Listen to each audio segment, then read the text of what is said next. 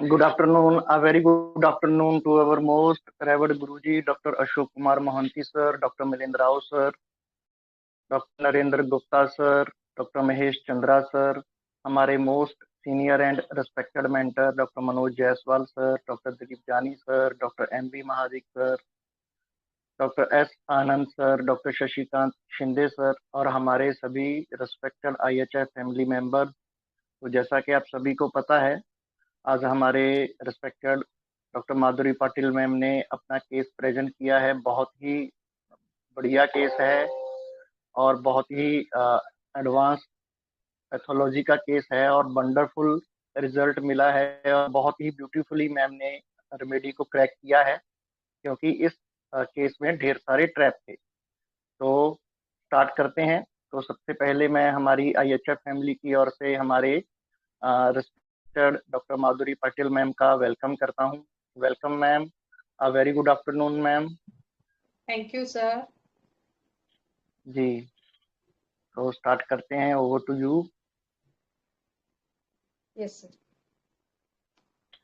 Ji. So gratitude to our master Dr. Samuel Hahnemann, gratitude to Mahesh Chandra sir, Rao sir, Mohanty sir, and all the respected mentors of IHF and all other groups also, and gratitude to Manoj sir, Dilip sir, Parveen sir कि उनके वजह से मैं बहुत जल्दी ये BC और ये ऐसे रेमेडीज क्रैक करने के काबिल हो गई हूँ, इसलिए उनको मन से दिल से धन्यवाद।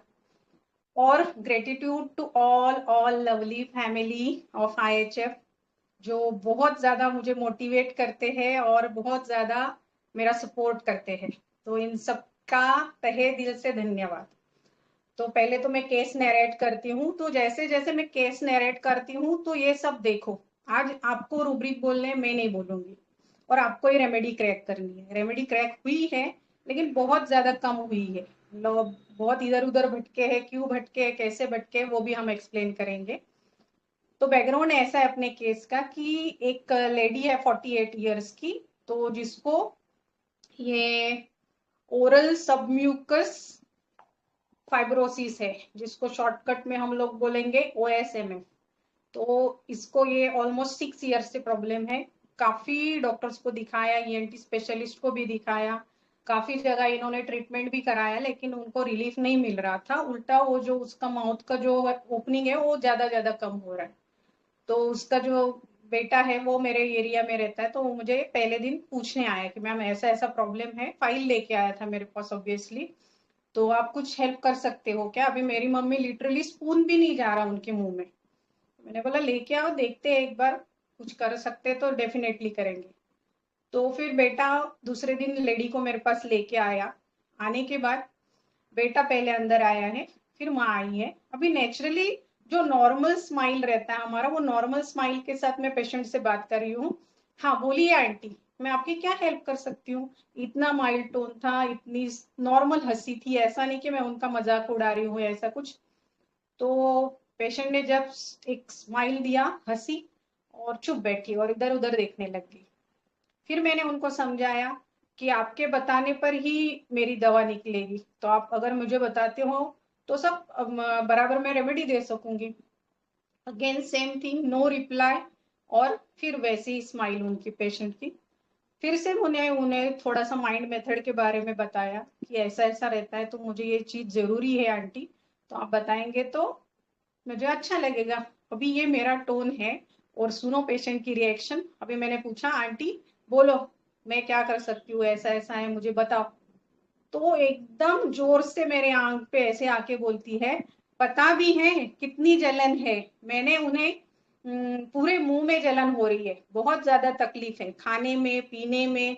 आपको नहीं है ना, इसलिए आप इतना हंस के बात कर रहे हो। बाप रे, ये सुन के तो मैं थोड़ा पीछे ही हो गई। अरे बाप, ये तो रिएक्शन एकदम खतरनाक आ गया, अनएक्सपेक्टेड आ गया मेरे को। तो फिर भी मैंने कंपोज रख के उनको अगला क्वेश्चन पूछा। वही तो आपसे जानना चाहती हूँ, आप बताओ क्या दिक्कत है आपको, उससे क्या परेशानी हो रही है आपको। तो फिर बोली कि, और माई टोन जो था उनका थोड़ा इरिटेबल ही था, खाना खाने में दिक्कत है, इतने बड़े बड़े डॉक्टरों को दिखाया, तो आपसे होगा क्या? मतलब ऐसा एकदम उनका मेरे तरफ देख के ऐसे बात करने का तरीका था। पर क्यों हो रहा है, फिर डाउन हो गई, पर क्यों हो रहा है पता नहीं चल रहा है, थोड़ा थोड़ा करके बढ़ ही रहा है, लगता है ध्यान ना दूं छोड़ दूं। पर जैसे साइज कम होता है मुंह का उनका, वैसे उनका टेंशन बढ़ने लगता है, और पूरा मुंह ही बंद हो गया तो थोड़ा सा नाराज हो गई इस बात पे। फिर पूरी मुंह में जैसे आग लग गई है, रोज मेरा और उनका खाना अलग बनाना पड़ता है। फिर मैंने पूछा क्यों? तो बोले उन्हें उन्हें तीखा पसंद है, मुझे भी पसंद है, पर खा नहीं सकती, सादा ही खाना खाऊं तो मुंह में बहुत ज्यादा जलन होती है, तो उन्हें क्या भूखा रखूं? ये भी जोर से बोल रही है। उनके पसंद का उन्हें बना के देती हूँ, मेरे लिए सादा फीका खाना बनाती हूँ। तो अब तक तो मेरी रेमेडी इसके पहले ही डन हो गई थी। तो उसके बाद में ये केस में ऐसा हुआ कि अभी इसके पहले की जो केसेस थी उसमें मैंने बोला था आपको कि मैं सिटी क्यों करती हूँ, तो इसमें मुझे सिटी क्यू की जरूरत नहीं पड़ी थी। कैसे वो हम लोग बाद में जब डिस्क्लोज करेंगे तब बोलूंगी मैं। तो इसमें ऑलरेडी मेरा सिटी क्यू अब तक हो गया है, मुझे मेडिसिन पता चल गई है। तो अभी मैं थोड़ा सा मतलब क्या बोलते हैं हम लोग, ध्यान से आगे बढ़ रही हूँ, क्योंकि मुझे मेडिसिन पता थी, इसलिए मैं सिर्फ उनको पूछी। फिर गांव क्यों रहते हो आंटी, इतनी तकलीफ है तो यहाँ आ जाओ आपके बेटे और बहू के पास। तो बोली, फिर आंसर ही नहीं दिया, और ऐसे मेरे वॉल पे एक कैलेंडर है उनकी तरफ वो देखने लग गई। फिर बेटा बीच में बोल पड़ा, वही तो, मेरी शादी को कुछ 6 साल साल हो गए हैं, सॉरी हाँ, ये गलती हो गई है शायद मेरे से, 6 साल हो गए हैं। तो उसके बाद से ये उनकी कंप्लेंट शुरू हो गई है, खाना कम खाने से तबीयत कमजोर, ऊपर पूरा साफ सफाई रहता है इनका, यहाँ आने से मना करती है। बचपन से मैंने काम करते देखा है मेरी माँ को, क्योंकि पापा की तबीयत कम ज्यादा रहती थी, तो उनको ही मुझे और उन्होंने मतलब मम्मी ने मुझे और पापा को संभाला है। तो ये अपना इतना जो मेन केस था, जिस दिन फर्स्ट टाइम पेशेंट आया है, तो ये इंफॉर्मेशन पे ही मैंने प्रिस्क्राइब किया था। आगे का जो रेट्रो है वो बाद में आएगा। तो अभी फटाफट बोलो आप लोग, क्योंकि बहुत ज्यादा पढ़ना है आज हमको। 2-3 लेंगे हम लोग, फिर आगे बढ़ेंगे। चलो सीखना है जल्दी जल्दी, तो आ जाओ जल्दी जल्दी। हेलो। Hello ma'am. हाँ बोलो मैडम। हाँ मैम, डॉक्टर ऋचा बोल रही हूँ। मैम हाँ मुझे ना मैम बोलो। पेशेंट प्लैटिना लगी, फील से भी और रुब्रिक से भी। हाँ वो हाँ। जिस तरीके से, मतलब एक तो आप आए हो, ऊपर से ऐसा नहीं था आपने बुलाया, आप हेल्प के लिए आए हो और ऐसे चिल्ला के बोली। तो हम्म जो रुब्रिक मैंने तब कंटेम्पशियस लिया नहीं, पर अभी जब आपने बोल के सुना है तब तो ऐसे कंटेम्पशियस भी लगा। बट वो जैसे बोली डेफिनेटली। ना कि इतने बड़े डॉक्टर्स नहीं कर पाए, आप क्या कर पाओगे। तो फिर हम्म मैंने उसको श्रीकिंग हेल्प फॉर लिया था, क्योंकि हम्म डेल्यूजन हेल्प कॉलिंग में सिर्फ प्लैटिना है, तो मैंने कहा वो बहुत ही सिंगल रेमेडी है। और बाकी हम्म जो रुब्रिक्स लिए थे वो और बहुत बर्निंग है बार बार बोले, तो डेल्यूजन फायर का भी लिया था, अब्रप्ट हम्म स्नैपिश फस्टिडियस। एंड आप जैसे बोले ना रेट्रो में, तो एक मुझे इशू ये लगा कि हस्बैंड बीमार थे तो इन्हीं का चलता रहा होगा घर में, मतलब इन्होंने ही हम्म बेटे को संभाला है, हस्बैंड को संभाला है, सब इनका। एंड चांसेस है कि शायद बहू आने के बाद वो कॉन्फ्लिक्ट आया होगा कि बहू अपने तरीके से करना चाहती है, या और उसके वजह से फिर इनको प्रॉब्लम स्टार्ट हो गई होगी कि इनका चलना थोड़ा कम हो गया होगा, तो मुझे वो प्लैटिना लगी लेडी। Very good ma'am. मेरा मतलब मैं बोलती हूँ आपको थोड़ी देर के बाद केस, आगे देखते हैं चलेगा, कौन सी ठीक रेमेडी है, है। लेकिन बहुत अच्छा है। Thank you ma'am. Welcome ma'am. Hello. Ma'am. Hello. Hello. हाँ हेलो। बोलिए मैम। हाँ गुड बोलो ma'am. Afternoon ma'am. Very good मुझे ये आफ्टरनून। पेशेंट हायोसेमस लग रही है, बिकॉज हम्म मैम ये आपने उससे इतने अच्छे से बात किया, लेकिन वो उसने आपको बहुत मतलब सार्कास्टिकली आंसर आई मीन दिया, एंड वो हम्म इंसाइट कर रही थी कि आपसे हो पाएगा क्या, इतने बड़े बड़े डॉक्टर नहीं कर पाए, आप कर पाओगे क्या। एंड हम्म फिर जब मतलब इतना मतलब ग्रुपिंग में भी थी वो, कि उसे ऐसा लग रहा था कि क्यों नहीं ठीक हो रहा है, मतलब वो ऐसे अंदाजा लगा कि क्यों नहीं ठीक हो रहा है। एंड देन हम्म वो जो शादी के बाद ये सारी प्रॉब्लम स्टार्ट हुई थी बेटे के, तो कहीं ना कहीं ऐसा लगा कि उसकी एक्सपेक्टेशंस होगी जो नहीं फुलफिल हुई होगी, जो भी घर का जो रोज रोज की कहानी होती है उसकी वजह से, उसे डिसअपॉइंटमेंट में जाने की वजह से, और जेलेसी फैक्टर तो था जब आपने रेट्रो स्टडी बताई, तो कहीं ना कहीं उसे अपनी बहू से, डॉटर इन लॉ से जेलेसी फैक्टर बहुत ज्यादा था, और इसकी वजह से मुझे मैम हायोसाइमस लग रही।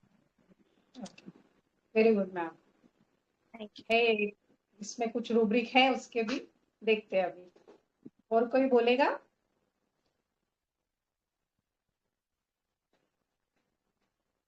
हेलो, बहुत अच्छे अच्छे एनालिसिस डाले हैं। सीखना है तो देखना भी पड़ेगा अपने को बराबर है कि नहीं है, कहाँ हम चुके।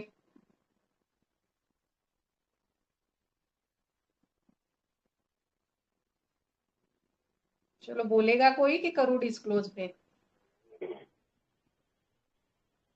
Good afternoon ma'am. Very good afternoon ma'am.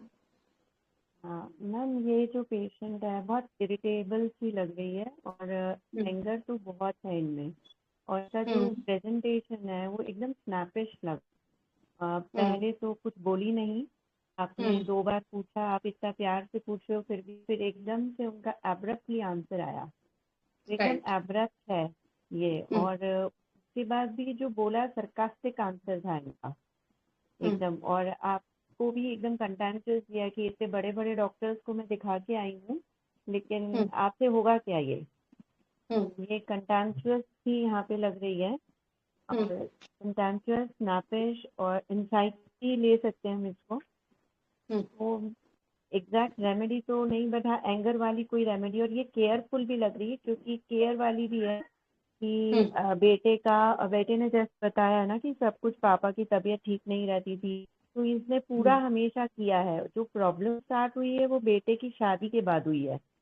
जब बेटे की शादी हुई और बेटा अलग हो गया, ये वहां रह रही है, तो ये क्योंकि डिक्टेटोरियल रही हैं, तो ये कि यहाँ आ जाएंगी तो बहू की चलेगी, मेरी तो चलेगी नहीं, तो इसलिए वो आ नहीं रही है, रहना वही है, और वहां पे रह करके इसको अपनी चलानी है, लेकिन अब हस्बैंड भी ठीक रहता नहीं और इसको प्रॉब्लम हो गई। तो कुछ ऐसी बात है जो कहना तो चाहती थी लेकिन कह नहीं पाई, इसकी चली नहीं वहां पे। Very good. इसीलिए इतनी सीवियर पैथोलॉजी आई, और अब ये वो अंदर ही अंदर वो दबता जा रहा है उनका वो इमोशन, और इसलिए वो मुंह धीरे धीरे और बंद होता जा रहा है। Very apt analysis ma'am. तो मैम हेपासल, प्लाटिना, हायो, ये 3 अलग अलग डायरेक्शन में मेरा जा रहा है, but I can reach to the remedy.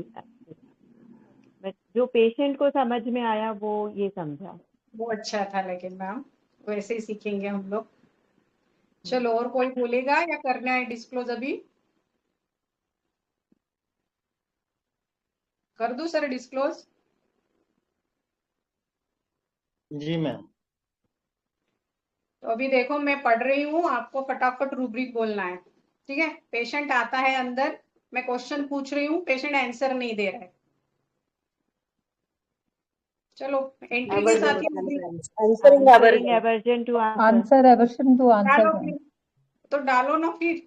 Entry क्यों मिस करते हो आप लोग, राइट? अभी सेकेंड टाइम मैं अब क्वेश्चन पूछ रही हूँ, सेम रिएक्शन है उसका। पहले क्या किया उसने, आंसर नहीं दिया, और क्या कर रही है पेशेंट? हंस रही है, राइट?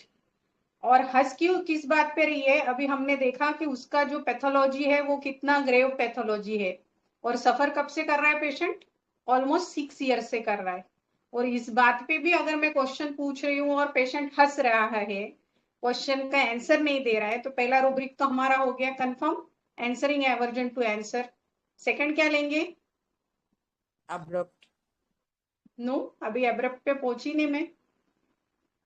हंस रहा है पेशेंट, इतने बड़े, laughing serious matters on. Very good, laughing serious matters over.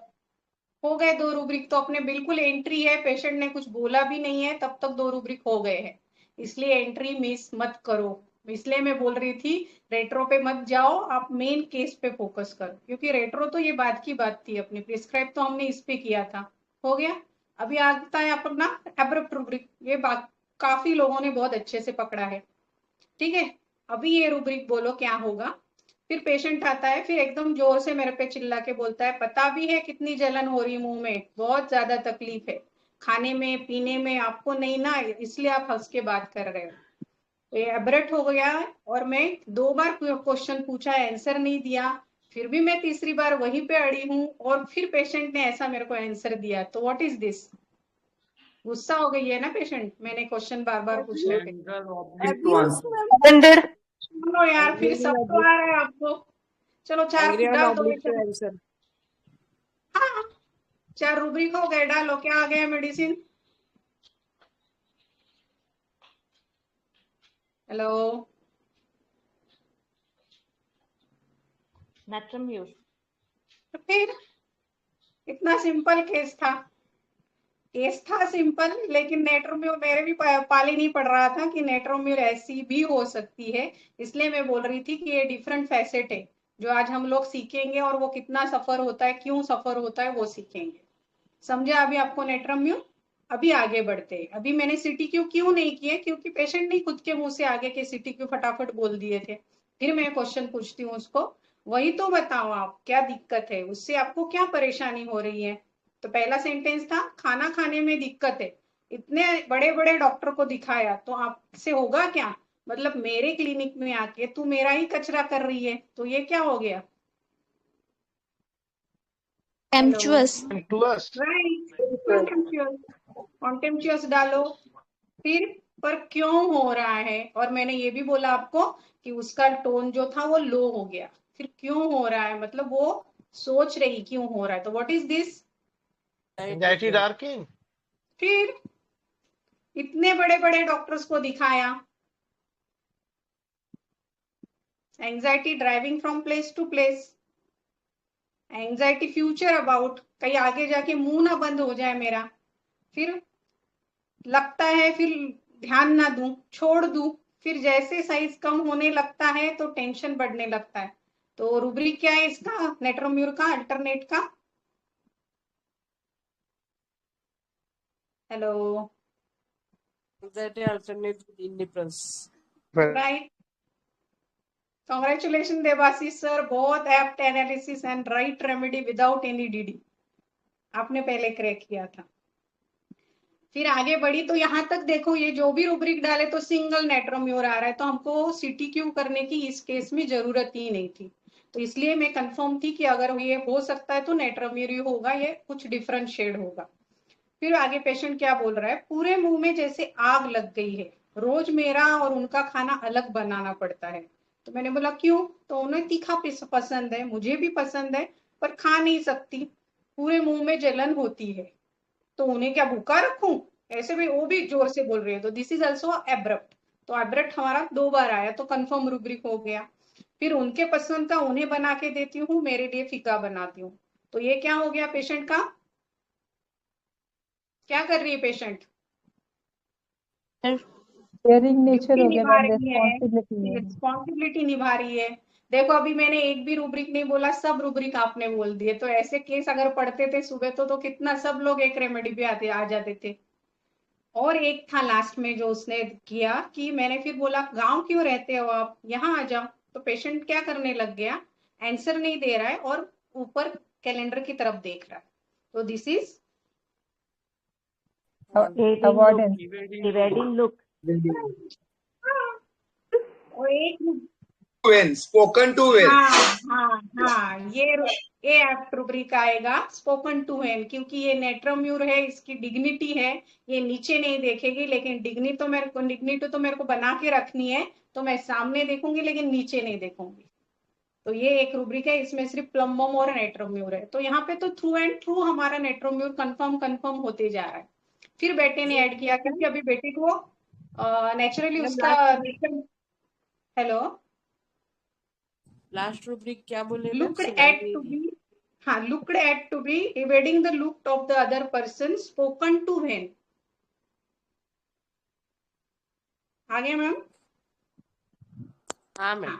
तो फिर बेटों को अभी मम्मी का नेचर मालूम होगा, तो बेटा बीच में पड़ा कि उसको लगा अभी गड़बड़ हो जाएगी मैडम ज्यादा पीछे लगी तो, और मुझे भी पता था नेट्रोम्यूर है, तो इसलिए मैं यहाँ पे रुक गई हूँ। अगर मैं और ज्यादा कुरेदती थी तो शायद ये पेशेंट मेरे पास फिर से आता भी नहीं था, या तो फिर कुछ अलग ही मोड ले लेती थी अपनी केस। तो इसलिए यहाँ पे मैं रुक गई। फिर बेटे ने बोला, वही तो, मेरी शादी को 6 साल हो गए हैं, तब से इनका मतलब 6 साल हो गए तो 6 महीने के बाद से इनका प्रॉब्लम शुरू हो गया था, शादी के 6 महीने बाद से। तो खाना कम खाने से, मतलब जब पेशेंट आई ना मेरे पास तो बिल्कुल इमेशिएट थी, चिक्स बोन वगैरह उनके एकदम ऑब्वियस दिखते थे पेशेंट के, इतना वो श्रिंक हो गई थी। क्योंकि अभी देखो ना, हमारा ही एक दिन फास्ट रहा समझो गलती से, जिस दिन हमको बहुत फीका खाना पड़ा या मीठा खाना पड़ा तो हमारा कैसा हो जाता है, दूसरे दिन ऐसा लगता है कब हम तीखा खाएं। इसको ऑलरेडी तीखा पसंद है लेकिन खा नहीं पा रही है पेशेंट, क्योंकि पूरा अभी देखो आपने फॉलोअप का देखा होगा पिक्चर, तो पूरा मुंह में उसका स्कारिंग हुआ था, मतलब एक चिक्स में पूरे ऐसे अंदर से लाइनिंग थे पेशेंट के। तो वो स्कारिंग की वजह से, वो स्टोमेटाइटिस की वजह से पेशेंट को साधा अगर पानी भी पी रहा है पेशेंट तो उसको बहुत ज्यादा बर्निंग होती थी वो पेन मुंह में, तो खाएगी कैसे पेशेंट। दूसरा एक प्रॉब्लम था कि अगर उंगली भी नहीं जा रही अंदर तो वो स्पून से भी नहीं खा पा रही या निवाला भी नहीं डाल पा रही मुंह में, तो खाने में कितनी ज्यादा दिक्कत होगी पेशेंट को, सोचो। तो इसकी वजह से पेशेंट एकदम जब मेरे पास आई ना तो एकदम ही दुबली पतली, एकदम मतलब बोल सकते हो बोन सेट जैसी थी, बिल्कुल बिल्कुल श्रिंक थी। ये पूरे गाल ऐसे उसके पिचके हुए थे, कुछ भी ऐसा ग्लो वगैरह कुछ नहीं था फेस पे। फिर ऊपर से इनको पूरा साफ सफाई करना रहता है, मतलब इतनी कमजोरी है, इतनी खराब है, लेकिन ये फेस्टिडियस जो अपनी नेट्रोम्यूर है इसको तो पूरी साफ सफाई करनी रहती है। यहाँ आने से मना करती है, बचपन से मैंने इनको काम करते देखा है, इंडस्ट्रियस रूब्रिक है यहाँ पे। क्योंकि पापा की तबीयत कम ज्यादा रहती थी, इनके पापा कुछ बीमारी थी, वो भी मैंने पूछने की डेयरिंग नहीं की क्योंकि ऐसा पेशेंट का रिएक्शन था, तो मैं आगे बढ़ी ही नहीं वो पेशेंट के मामले में। तो फिर माँ ने ही मुझे संभाला था। तो यहाँ पे अपने केस डन हो गई, पेशेंट को मेडिसिन दे दिया, इसका पोटेंसी रिपीटेशन हम लास्ट में देखेंगे, ठीक है। तो अभी क्या हो गया कि मैंने पेशेंट को सिर्फ 15 डेज का मेडिसिन दिया था, क्योंकि मुझे देखना था 15 डेज में पेशेंट में क्या रिलीफ आता है। तो 15 डेज के बाद क्या हो गया कि वो नहीं आई पेशेंट, उसका सन आया और उसकी डॉटर इन लॉ आई, दोनों भी इधर ही रहते मेरे थोड़े से पास में। तो वो आ गए, तो फिर मैंने बोला क्यों पेशेंट नहीं आए, आंटी नहीं आए, तो बोले नहीं वो नहीं आए, तो उन्होंने बोला तू आ रहा है गाँव को तो तू ही मेडिसिन लेके आ। तो फिर अभी देखो, जैसे आप सबके दिमाग में आया था वैसे मेरे दिमाग में तो पहले से ही था कि शादी हो गई 6 साल पहले, शादी के 6 महीने बाद से अपने पेशेंट को प्रॉब्लम हुआ है, मतलब गड़बड़ यहीं पे कुछ तो हुआ है, राइट। मतलब पहले से सन था, आया कौन 6 साल पहले, डॉटर इन लॉ आई, तो डॉटर इन लॉ आने के बाद से सब गड़बड़ हुआ है। अभी पेशेंट को तो मैं पूछ नहीं सकती थी क्योंकि अपना पेशेंट नेट्रोम्यूर पेशेंट है, सिक्रेटिव है, रिजर्व है, डिग्निफाइड है, वो तो मेरे को ये कुछ बताने से रहा। और फर्स्ट टाइम की रिएक्शन देख के तो मैं डेयरिंग ही नहीं कर सकती थी पेशेंट को पूछने की। तो जब मेरे पास सेकेंड टाइम फॉलोअप को 15 डेज के बाद ये दोनों आए, तो फिर मैंने बोला कि मुझे आपके वाइफ से बात करनी है, बेटे को भी बाहर बिठा दिया मैंने। फिर वो जो लेडी थी ना, वो लड़की जो थी, एक्चुअली इनका दोनों का लव मैरिज है, तो वो वेल एजुकेटेड फैमिली की है, बहुत अच्छी है, मतलब हमको समझ में आता है एक बार बात करने के बाद कि पेशेंट अंडरस्टैंडिंग है कैसे है। तो फिर मैंने उसको समझाया कि ऐसा माइंड मेथड रहता है, इसके लिए मुझे ये थोड़ा जरूरी है। अभी वो रहता ना हमारे दिमाग में कीड़ा, मेरे तो दिमाग में रहता कि बाबा इतनी बड़ी ग्रेव पैथोलॉजी में गई क्यों अपनी पेशेंट, ये समझना चाहिए अपने को ये। और पेशेंट को मेनली फॉलोअप में रिलीफ आया था, पेशेंट को ऑलमोस्ट 30% उसको रिलीफ आया था उसकी जो कंप्लेंट्स थी। और एक था कि कंटिन्यू उसको यहाँ पे ऐसा कुछ चुभा, ये कंटिन्यू सेंसेशन था उसको ऑलमोस्ट 5 ईयर्स से, और उस सेंसेशन की वजह से भी पेशेंट बहुत परेशान हो गया था। तो ये सेंसेशन जो था वो पेशेंट का वो भी कम हो गया था थोड़ा, बहुत नहीं, मुंह भी थोड़ा उसका खुलने लग गया था, और थोड़ा सा फीका खाना वो ठीक से खा पा रही थी, मतलब मेडिसिन अपनी राइट है, ये यहाँ पे कंफर्म हो गया। तो भी आगे बढ़ने का, फिर मैंने उसको बोला डॉटर इन लॉ को कि बाबा तू बोल अभी ऐसा ऐसा है, तो शादी के बाद क्या हुआ था, क्या प्रॉब्लम था। और डॉक्टर इन लॉ अच्छी थी, समझदार लगी, और तो फिर वो बोलने लगी मुझको कि कैसा है मैडम कि बहुत दिनों बाद इनको ये बेटा हुआ था, मतलब ये सिंगल चाइल्ड था उनके पेरेंट्स का, ये जो सन है ये, तो ऑब्वियसली उसके सब नाज नखरे उठाए होंगे मम्मी ने, तो उनको बहुत ज्यादा लाड प्यार था। दूसरा ऐसा था कि मेरे ससुर बहुत बीमार रहते थे, तो सासू माँ और इनका बहुत ज्यादा अच्छा बॉन्डिंग था। अभी देखो बॉन्डिंग वर्ड याद रखो, ये आगे जाके मैं एक्सप्लेन करूंगी तो आपको समझ में आ जाएगा कि ये कितना इंपॉर्टेंट है। बॉन्डिंग अच्छा था, पर शादी के बाद थोड़े दिन तो ठीक था, मतलब थोड़े दिन बहुत अच्छा चला इनका। फिर उन्होंने ही मुझे, मतलब सासू माँ ने इसको पसंद करके फिर शादी हो गई थी उसके अप्रूवल के बाद में।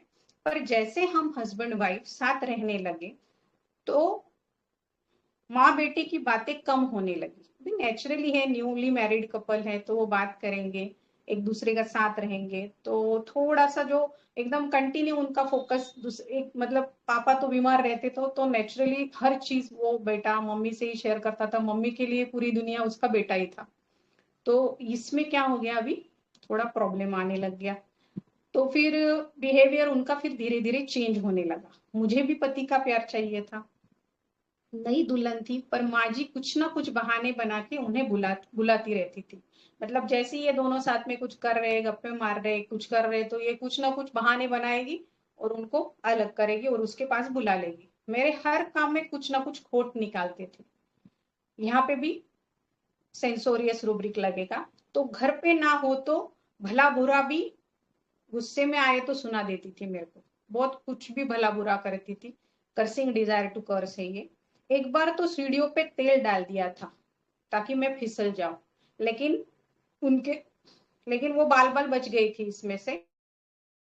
के सामने बहुत अच्छा दिखाती है वो मैंने कह दिया तो फिर अभी क्या हो गया, उसकी भी लिमिट क्रॉस हो गई। 6 महीने तक उसने बियर किया, क्योंकि नेट्रोम्यूर लायर में भी है, तो उसके सामने ऐसा करती थी। तो फिर इसने बोल दिया कि अभी इसके जान पे बन आई, तो उसने बोल दिया कि या तो घर में ये रहेंगी या तो मैं रहूंगी। तो फिर हम लोग इधर सिटी में शिफ्ट हो गए, इनका भी यहाँ पे जॉब लग गया। तो फिर वो वहां पे गांव पे रहने लग गए। फिर लेकिन हम उनको महीने के महीना नॉर्मली जो पैसे है वो भेजते रहते हैं। यहाँ नहीं रहते, डॉक्टर के पास ही लाया दिखाने को, सुबह आकर शाम को चले जाते हैं। एक बार भी, एक रात भी ये पेशेंट अपने बेटे के घर पे नहीं रुकी है आज तक। तो फिर मेरे से कम बात करती है, पर इन्हें अच्छा नहीं लगता, मतलब इसके हस्बैंड को अच्छा नहीं लगता। उसके अभी मम्मी की बॉन्डिंग और उसकी बॉन्डिंग थी, तो नेचुरली उसको भी लगता है कभी कभी मेरे घर पे रहे मेरी मम्मी। तो ये सब देखकर मुझे लगता है फिर से शादी के शुरुआत जैसा हो जाए तो कितना अच्छा रहेगा। मतलब देखो बहू कितनी अंडरस्टैंडिंग है कि उसको लगता है कि ये साथ में रहे तो कितना अच्छा रहेगा। अभी देखो हम लोग रेट्रो के कुछ रूब्रिक करेंगे, लेकिन ये रूब्रिक आपको देखने भी है, ध्यान में भी रखने हैं, क्योंकि आज जैसे मैंने आपको बोला है ग्रुप में कि हम लोग ये सब चीजें जो है ना, ये रेमेडी के साथ, साइकोडायनेमिक के साथ, मटेरियमेडी के साथ कैसे लिंक होती है, मतलब कितना सुंदर सब एक हो जाता है, वो उसको देखेंगे। तो इसलिए ये रूब्रिक जो है ये अभी मैं पढ़ती हूँ, सुनो। परवीन सर, तो जी मैम। हाँ, तो पहले जो है हमारे अभी पेशेंट जो है, शादी हो जाने के बाद अगर उसके ऊपर से ध्यान हट गया था सिस्टर इन लॉ का और सॉरी डॉटर इन लॉ और मदर इन लॉ के बीच में जो शुरू हो गया था, तो शुरुआत कहाँ से हुई थी, अपनी एंगर से हुई थी। अभी इसमें जो मैं रूब्रिक ले रही हूँ ना, तो अभी आप लगाने जाओ तो ढेरों रूब्रिक लगा सकोगे, फिर भी ऑलमोस्ट मेरे हिसाब से तो 200 से ऊपर रूब्रिक अपने नेट्रोम्यूर के ये अभी सेशन में हो जाएंगे। लेकिन मैंने ज्यादा करके क्या किया है, आज के सेशन में सिंगल रेमेडी रूब्रिक लेने की कोशिश की है, जो कि रिलेटेड टू अवर केस है। बाकी मैंने टच नहीं किया, नहीं तो बहुत बड़ा लंबा सेशन हो जाएगा अपना। तो ये अगर आप समझ जाते हो तो कौन सी भी फैसेट में आता है तो आप नेट्रोम्यूर पकड़ सकोगे, क्योंकि मैंने हर रूब्रिक के पीछे का वहां समझाने की कोशिश करूंगी आप लोगों को कि क्यों ऐसा हो रहा है, और फिर वो बाद में कोरिलेट भी करूंगी, तो फिर आपको नेट्रोम्यूर और अच्छे से समझ में आ जाएगा कि क्यों ऐसा होता है। क्योंकि ये जब तैयार कर रही थी ना, मैंने आपको सुबह बोला जैसे कि मुझे बहुत ज्यादा मजा आया ये सब करने में, क्योंकि ये करने के लिए ना ये टाइम मैंने बहुत ज्यादा बुक्स पढ़े, मतलब मैंने साइकोडायनेमिक पढ़ा, ऑर्गेनॉन पढ़ा, फिलिप्स बेली पढ़ा, फिर विटोल कॉस पढ़ा। तो ये पढ़ते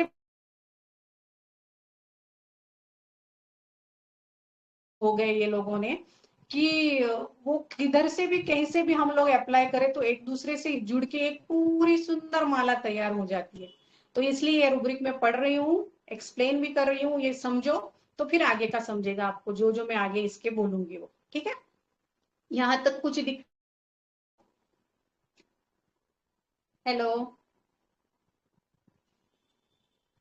हेलो, सो गए? नहीं मैम, ठीक है सब। नहीं मैम, एकदम बहुत परफेक्ट अच्छा सब है। समझ में आ गया है? क्योंकि आज तो मैं आपको साथ में लेके चल रही हूँ, क्योंकि आपने ही सब रूब्रिक बोले हैं, मैंने कुछ भी नहीं बोला है। तो यहाँ तक नो प्रॉब्लम, तो आगे बढ़ते हैं। चले? यस, क्लियर है एकदम। ओके, चलो फिर। अभी जो पहली रिएक्शन थी अपने पेशेंट की, वो था गुस्सा।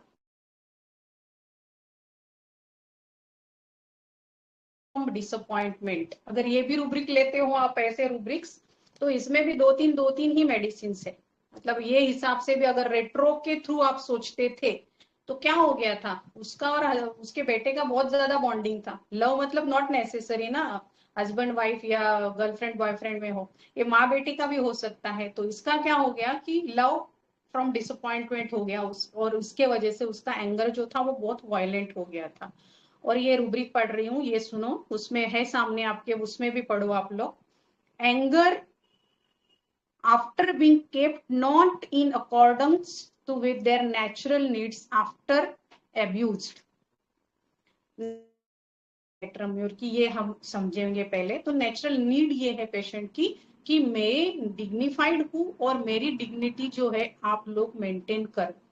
अगर आप मेंटेन नहीं कर पा रहे हो तो फिर मैं गुस्सा हो जाऊंगी। ये सिंगल रेमेडी रूब्रिक है, ये नॉट नेसेसरी यहाँ पे अप्लाई होगा, कहीं पे भी अप्लाई हो सकता है नेट्रोम्यूर के केस में। और हर एक केस में ऑलमोस्ट जहां पे भी डिग्निटी इसकी हर्ट होगी वहां पे इसको प्रॉब्लम शुरू होती है, तो ये कहीं पे भी अप्लाई हो सकता है। तो डिग्निटी मतलब क्या होती है इसकी? मतलब आप लोग मुझे, मेरा सेल्फ रिस्पेक्ट जो है वो कायम रखो, मुझे रिजेक्ट मत करो, मेरे से रूडली बात मत करो। इसलिए फिर क्या होता है, ह्यूमिलेशन में मत जाओ, मुझे जो इज्जत चाहिए वो मुझे दो। अभी जब बहू आ गई तो इसको क्या लगता है, इसके दिमाग में थोड़ा अलग रहते हैं भ्रम, डेल्यूजन्स भी रहते हैं, डेल्यूजन इंसल्टेड रहता है। अभी इतनी समझदार अगर ये इतने हद तक गई तो बहू की रिएक्शन क्या होनी थी, हो जानी चाहिए थी कि मैं ध्यान नहीं दूंगी, बच्चे को देखना है तो देखेगा, नहीं तो मैं नहीं देखूंगी। लेकिन इतना होने के बाद भी अपनी ये जो बहू है ये इसका ध्यान रख रही है, मतलब सही में ये जेन्युइन लड़की होगी। फिर भी इसके दिमाग में ये कीड़ा रहता है कि डेल्यूजन इंसल्टेड शी इज, कि थोड़ा भी कुछ बोलो या थोड़ा लड़का उधर चला जाता है तो अब डिसअपॉइंटमेंट हो गया मेरा, इसके वजह से इसको गुस्सा आने लगता है। और गुस्से का आगे जाके क्या होता है, जेलेसी हो जाता है। जेलेसी जेलेसी पे आप सब लोग थे, लेकिन जहां पे लेना था वो जेलेसी नहीं ले पाए आप लोग। तो जेलेसी क्या होता है, unhappiness and anger because someone has something you want or they have something that you don't have. मतलब आपके जो पास नहीं है वो उसके पास है, या जो आपके पास था वो उधर चला गया। तो हुआ ना अपने केस में वैसे ही। तो जेलेसी के रूब्रिक देखो, जेलेसी वुमन बिटवीन, इसमें भी 3-4 ही रेमेडीज है। आर्सेनिक है, नेट्रोम्यूर है, नक्सवोमिका है और सेपिया है। फिर जेलेसी लव फ्रॉम डिसअपॉइंटेड। तो आईपीआर को क्या दिखाना चाहती है कि मैं कितनी अच्छी हूं, तो इसलिए ये क्या करता है कि सॉरी हाँ, ये अपना पहले भी रह गए रूब्रिक, मैलिशियस एंगर विथ। तो इस मैलिशियस मतलब हार्म करना, तो इसने भी हार्म करने की कोशिश की। फिर किकिंग एंगर विथ, किक भी किया। फिर ये होने के बाद जेलेसी के बाद क्या हो जाएगा, हेट्रेड शुरू हो जाएगा पेशेंट में। हेट्रेड, रिवेंजफुल हेट्रेड एंड, ले रही थी रिवेंज, अपनी पेशेंट कर रही थी ना वैसे, इसलिए बहुत लोगों को बिच्छू लगा, किसी को एनाकार्डियम लगा, किसी को बहुत बुरी मदर इन लॉ लगी। माहड़िक सर ने ललिता पवार लिखा था। तो ये हेट्रेड रिवेंजफुल एंड है। Hatred plans making many plans, revengeful plans, मतलब ये जो डाल रही थी तेल वगैरह ये प्लानिंग चालू था, वो वहां से चली आई इसलिए बच गई बेचारी, नहीं तो और आगे के प्लानिंग शुरू हो जाते थे। और ये जो रूब्रिक है ना, hatred bitter feeling for slight offence has, तो ये कंप्लीट में है, ये सिंथेसिस में नहीं मिलेगा आपको। तो hatred has bitter feeling for slight offences. अब ये स्लाइट ऑफेंस था ना, अभी बट नेचुरली है, बेटा है, उसकी शादी होगी तो बट नेचुरली वो दोनों साथ में रहेंगे, एक दूसरे को टाइम देंगे। तुमको तो पूरा उन्होंने घर से निकाला नहीं था, ये बिल्कुल स्लाइट कुछ हुआ था, लेकिन उससे भी वो इतनी परेशान हो गई थी, उससे भी उसको इंसल्टिंग फील हो रहा था, इसलिए हेट्रेड में गई थी। फिर कर्सिंग डिजायर टू कर्स भी कर रही थी उसके डॉटर इन लॉ को, एनवी एंड हेट। फिर क्रुएलिटी, ब्रुटैलिटी, इनह्यूमैनिटी, ये भी कंप्लीट का रूब्रिक है। कंप्लीट के मैंने 3 ही रूब्रिक लिए हैं, लेकिन ये अपने केस के लिए एकदम एप्ट था, इसलिए इसमें लिया था मैंने ये। मतलब lacking sympathy, PT, warmth, compassion, इतनी क्रूरता उसमें भर जाती है कि जो इनह्यूमन एक्ट वो करने लग जाती है। कंप्लीट का फैनेटिसिज्म, मतलब फैनेटिसिज्म मतलब उसके मतलब ऐसा दिल में एकदम ऐसी हवा भर गई कि बस ऑब्सेशन जैसा कुछ। तो ये ऑब्सेशन की वजह से मेरा बेटा दूर जा रहा है, मेरे को मेरा बेटा चाहिए, तो ये ऑब्सेशन की वजह से वो फैनेटिक उसका बिहेवियर शुरू हो गया था। तो ये क्रुएल्टी के अंदर ये सब आगे के रूब्रिक आते हैं अपने। इम्बेसिलिटी मतलब स्टूपिडिटी बोलेंगे हम लोग, जैसे बोल रहे हैं कि ये नेचुरल चीज थी फिर भी वो समझ नहीं पा रही है और ऐसे इम्बेसाइल काम कर रही है। इम्पेटियस थी मतलब डन विदाउट थॉट केयर, मतलब आगे का सोचा भी नहीं उसने कि मैं ऐसा बिहेव कर रही हूँ तो आगे जाके क्या होगा। लायर है, जैसे वो झूठ बोलती थी। सेंसोरियस है, उसके डॉटर इन लॉ के कुछ कुछ न्यूज निकालती रहती थी। सेल्फिश है, बट नेचुरली सेल्फिश है ना, तेरा बेटा है, तेरी बहू और बेटा साथ में रहेंगे तो वो अच्छा है उनके लिए और तेरे लिए भी, तो लेकिन उसको खुद का ही सोचना था। सेल्फिश, तो सेल्फिश क्यों है, क्योंकि ये एक रूब्रिक में देखो, children beget to have own children, मेरे ही बच्चे होना, मेरे खुद की उत्पत्ति होना, इसलिए इतना सारा उसका धड़पड़ चालू रहता है। अनसिंपैथेटिक है, उसको थोड़ी भी सिंपैथी नहीं लगी ये सब करने में। अनफीलिंग है, हार्ड हार्टेड है, शेमलेस है। शौक पे शौक लग रहे हैं ना, ऐसा नेट्रोम्यूर हमने कभी सोचा नहीं था। ये मैंने भी जब रेट्रो किया तब मेरे को ये सब रूब्रिक मिले तो मैं भी हैरान थी, अरे बाप रे इतने सारे ऐसे रूब्रिक भी नेट्रोम्यूर में हैं। फिर मैडम मेरा इम्पेशेंस। नेट्रम्यूर आया था, मैंने अच्छा रिपोर्टाइज सर, किया था, लेकिन हमारे संकोच में नहीं डाला कि ये हो ही नहीं सकता। हाँ तो इसलिए तो ये केस डाला ना सर, ये अलग फैसेट था तो ये भी हम, मैं खुद शॉक थी कि ऐसे इतने डेंजर डेंजर रूब्रिक इसमें कैसे है पड़ी हुई, वो कैसे, वो भी सीखेंगे सर अभी हम। जी madam, thank you madam. Impatience, welcome sir. Impatience heat with, मतलब हीट है ये, अभी गर्माहट हो गई है तो उसमें वो इम्पेशेंस हो जाती है, और इम्पेशेंस होने के बाद उसका जो बैलेंस है, उसकी सोचने की जो कैपेसिटी वो खो देती है, और उसके वजह से उसके हाथ से ये चीजें सब होने लगती है। देन इम्पेशेंस आफ्टर मेंसेस, मैंने, मेरे हस्बैंड बीमार थे, घर में कंडीशन ऐसी थी, मेरे बेटे को संभाला, सब मैंने घर अच्छे से किया, और अभी मेंसेस आफ्टर हो गया, मतलब उसके किए कराए पे पानी फिर गया इसका, उसको लगता है, इसलिए वो फिर इम्पेशेंस हो जाती है। फिर विकेड डिस्पोजिशन, इसमें भी नेट्रोम्यूर है। दृष्ट, bad but that is amusing, उसको मजा भी आता है, और बैड, वो हम लोग देखते थे मूवीज छोटे थे तब, जैसे ये मतलब वो चेटकिन वगैरह रहते थे, वैसा ये डिस्पोजिशन हो गया।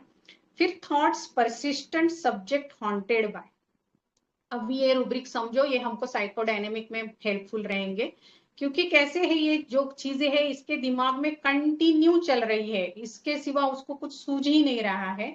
फिर thoughts, control of thoughts lost, evening in, evening, ढलान, इवनिंग के कई रूब्रिक है इसमें, और वेकिंग के कई रूब्रिक है, जब मैंने पढ़ा तो मेरे को समझ में आया।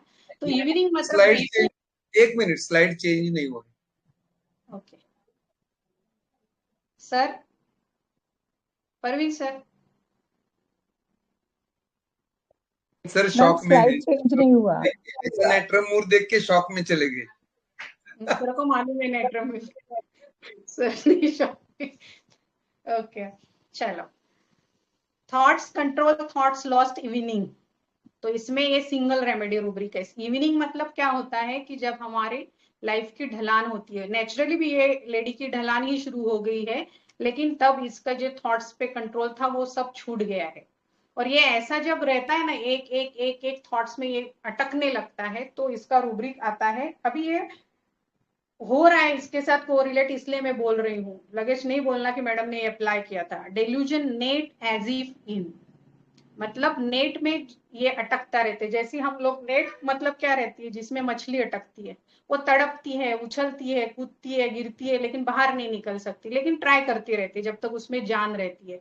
वैसे हमारे पेशेंट को समझो हम लोग कि ये जब हुआ, उसकी शादी हो गई उसके बेटे की, तब ये इसके प्रॉब्लम आने लग गए। पहले तो एंगर आ गया, फिर जेलेसी, फिर हेट्रेड आ गया, और उसके बाद में उसके दिमाग के घोड़े दौड़ने लग गए कि कैसे होगा, क्या होगा मेरा, absorb what will become of हर। ये इसमें भी है रूब्रिक। तो उसके वजह से फिर ये सेल्फिश की वजह से ये सब चीजें करने लगती है, फिर डेल्यूजन नेट हो गया। तो ये सब चीजें जो कर रही है, तो नेचुरली ये एक ने भी नहीं लिया कि लिया, मुझे नहीं, मुझे पढ़ने में नहीं आया, मॉरल फीलिंग वांट ऑफ लिया है किसी ने, moral feeling want of, then elegance want of, elegance woman in, woman in मतलब जब तू सासू माँ बन रही है, तू मैच्योर हो रही है, तू 48 ईयर्स की हो रही है, तो तुझमें इलेगेंस कितना सुंदर आना चाहिए। मदर इन लॉ होने के बाद तेरी रिस्पॉन्सिबिलिटीज बढ़ गई है, तो वो इलेगेंस, वो ग्रेस, वो मैनर्स तेरे में है ही नहीं, वो छोड़ के तू तो अलग ही बह रही है। मतलब बहू इतना अच्छे बिहेव कर रही है और तू क्या बिहेव कर रही है। तो this is elegance, want of elegance. Then aversion certain person to, तो उसको बहू नहीं चाहिए थी उसकी लाइफ में। Indifference to welfare of others, indifference to joy of others है अपने पेशेंट में। सब रूब्रिक है ये, अभी देखो कितने सारे रूब्रिक्स है और हमको नहीं मिलता है जब हम ढूंढते हैं तो। और देखो अभी ये रूब्रिक, सोमने एम्बेलिज्म to strike sleeper from vengeance. Vengeance क्या है देखा है हमने कालीब्रोम में। बोलो यार, सो जो सो जाओ, सो मत जाना, मैं ही बोल रही हूँ। हेलो,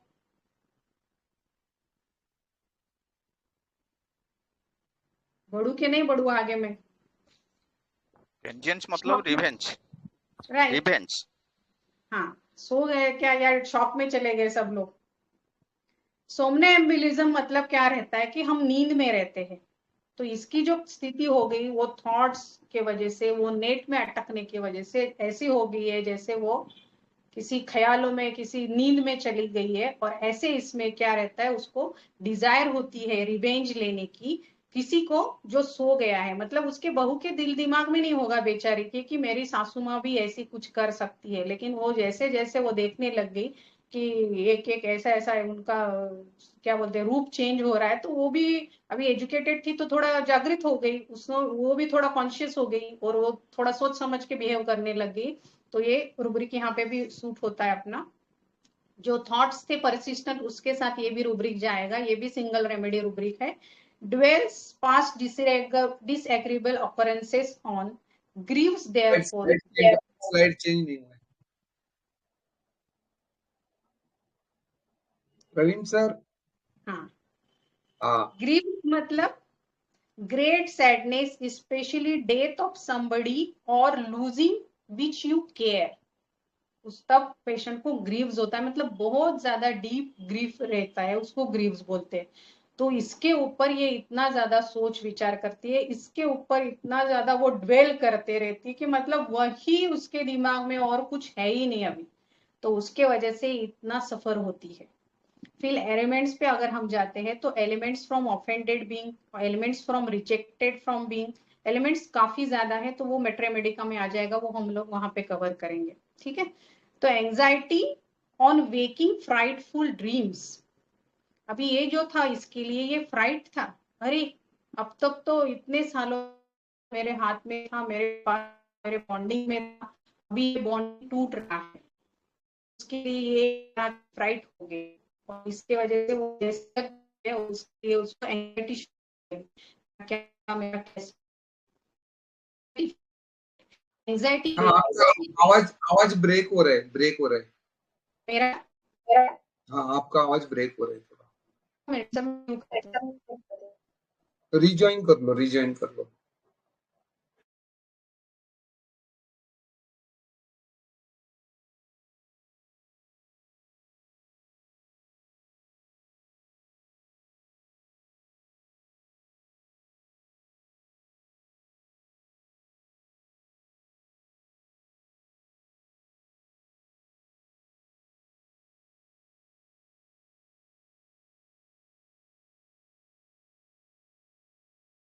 मैम वीडियो पॉज हो गई है। को बोला है, लीव करके ज्वाइन करने को बोला है, नेटवर्क इशू है, wait for some time, she will come. अभी आ रहा है सर आवाज? हाँ, अभी पिक्चर भी सही आ रहा है, वो फ्रीज होते जा रहा था, समझ में आ रहा था कि अभी ये ब्रेक होने वाला है। Okay sir, thank you. तो एंजाइटी पे थे हम लोग। एंजाइटी वेकिंग ऑन, नींद नहीं आती, as feel dignity is hurted, dignity is harm. Anxiety future about हो गया। फिर आते हैं फियर। अभी एंजाइटी के बाद इसमें फियर जगने लग जाते हैं। फियर पीटिड ऑफ बीइंग, ये हमने बहुत बार देखा है, सुना है। तो यहाँ पे भी कैसा था पेशेंट के कि अभी उसका जो बेटा था वो उधर जा रहा है, तो फिर मेरी कंडीशन क्या होगी, मेरे पे पीटी करने की किसी को जरूरत ना पड़े, ये इसके दिल। फियर पीटिड ऑफ बीइंग, आवाज fear danger of impending, fear failure of, fear robbers of waking on, fear stomach ulcer in। अभी एक थोड़ा अलग रूब्रिक है, इसको समझेंगे। स्टमक अल्सर क्या होता है? स्टमक क्या होता है? जो हमको न्यूट्रिशन देता है। तो जो न्यूट्रिशन हमको मिलना चाहिए उसमें अगर इरोजन आ जाए तो उसको अल्सर बोलते हैं। तो ये पेशेंट को क्या लग रहा है अपने कि मेरे जो नरिशमेंट है, मेरा जो नरिशमेंट मतलब क्या रहता है, नॉट नरिशमेंट मतलब नरिशमेंट अपना जो फिजिकली हम लोग लेते हैं, care, it could be care, it could be love of anyone. तो उसको ऐसा लग रहा था कि मेरे बेटे का जो प्यार है मेरे प्रति या उसकी केयर है वो कम हो रही है। तो इसलिए इसको डर लग रहा था कि कहीं बाबा आगे जाके ये मेरे स्टमक में अल्सर ना क्रिएट कर दे। तो fear stomach ulcer in, fear disease of impending incurable of being, ये मेटाफोरिकल मीनिंग है। कई नए लोग जो है वो ऐसा पूछते हैं कि ऐसे रूब्रिक इसमें क्यों है। तो यहाँ पे जरूरी नहीं है कि हर जगह हमको डिसीज ही देखना है। तो डिसीज मतलब जिससे हमको डिस ईज, दो वर्ड्स के है इसमें, मतलब जिसकी वजह से हमारा ईज जो है वो कम हो जाता है, तो उसको हम डिसीज बोलते हैं।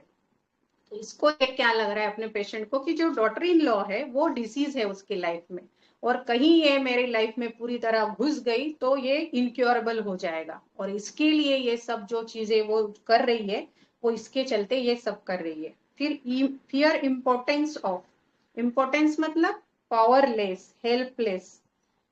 तो उसको ऐसा लग रहा है कि कहीं मैं आगे जाके ऐसे मेरे हाथ से पावर चली गई तो पावरलेस ना बन जाओ। फिर fear misfortune of evening in, फिर यहाँ से इवनिंग आ गया कि कहीं अब तक जो मैं फॉर्चून में थी, अब तक जो मैं एंजॉय कर रही थी मेरा फॉर्चून, वो कहीं मिसफॉर्चून में ना बदल जाए। इंटरप्शन एवर्जन टू, मतलब अब तक जो मैं एक स्मूथ मेरा जो चल रहा था लाइफ का, उसमें अभी इंटरप्शन आ रहा है तो वो उसको बिल्कुल पसंद नहीं है।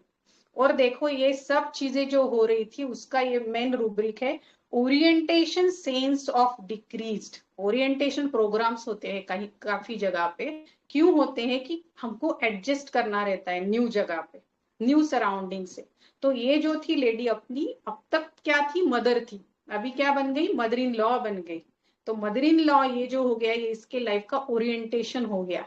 लेकिन ये जो नेट्राम्यूर है इसका जो ये ओरिएंटेशन सेंस जो है वो डिक्रीज रहता है, और इसके चलते इसके दिमाग में इतनी कुरापती आती है और इतनी प्रॉब्लम उसके लाइफ में शुरू हो जाती है।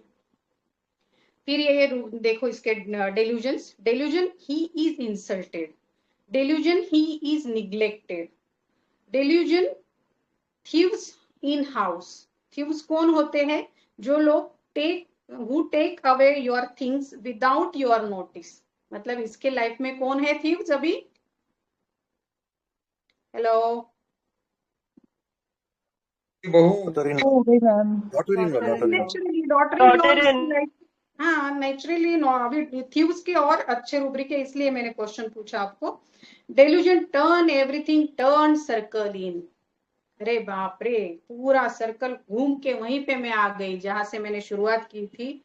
अभी मेरा हस्बैंड भी मेरे इतना साथ में नहीं था, मेरे बेटे को मैंने इतना साथ कर दिया था, लेकिन अभी फिर वहीं पे मैं आके अकेले जगह पे आके रुक गई हूँ कि जहाँ पे मैं अकेली दिख रही हूँ खुद को।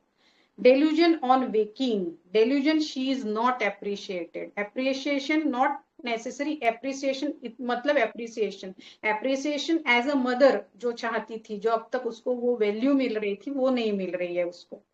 then despair about future, despair of recovery, disease की रिकवरी। डिसीज क्या है इसके लाइफ में? डॉटर इन लॉ है कि वहां से निकलना थोड़ा मुश्किल लग रहा है अभी। डेलीरियम मेनियाकल क्या होता है? वायलेंट वाइल्ड बिहेवियर कर रही है अपनी पेशेंट वैसे ही। डेलीरियम रेजिंग, गुस्सा हो गई है बहुत ज्यादा। और फिर उसमें आ जाते हैं grief deception from, grief for future, grief prolonged, grief love from disappointment silent. और इसलिए सफर होती है, ये बोलती थी करती थी तो इससे निकल जाती थी। और ये देखो एक ग्रीफ टर्बुलेंट मतलब एकदम अशांतता हो गई है उसके लाइफ में, उस वजह से स्टेबिलिटी जो था, वो जो कामनेस था उसके लाइफ का, वो सब चला गया, डिसऑर्डर्ड हो गया है। और ये इसमें दो रेमेडीज है जो मैंने इसमें नहीं लिखा है, शायद आपको मिल जाएगा सिंथेसिस में। Delusion, dream of robbers, thieves, frightened on waking and think dream is true. मतलब जो उसके ड्रीम्स थे, जो नाइटमेयर्स थे कि एक्चुअली मेरे लाइफ से मेरा बेटा चला जाएगा, तो ये इसकी वजह से उसके समझने के बाद वो जैसे डर गई है और वो स्टकअप हो गई है उस थॉट्स में, इसलिए वो नेट में अटक गई है, जेलेसी में, हेट्रेड में अटक गई है, because absorb as to what would become of her. Fear betrayed में भी है ये। तो ये सब चीजें इसकी लाइफ में चल रही थी, इतना बड़ा पंगा हो रहा था, इसलिए ये इतनी सफर हो गई है। तो अभी ये रूब्रिक्स में कुछ प्रॉब्लम है तो बोलो, नहीं तो फिर आगे बढ़ेंगे, क्योंकि आगे थोड़ा थोड़ा समझना थोड़ा मुश्किल होता जाएगा। तो अगर ये समझ रहा है तो फिर आगे का और अच्छे से समझेगा। बोलो, फटाफट बोलो। रूब्रिक आपके सामने है, वो मैं आगे कोरिलेट करूंगी, तो इसलिए मैंने रुक रुक के एक एक रूब्रिक एक्सप्लेन करने की मेरे हिसाब से कोशिश की है। हेलो बोलो यार फटाफट। मैम बहुत अच्छा है, आप कीजिए प्लीज। ओके चलो।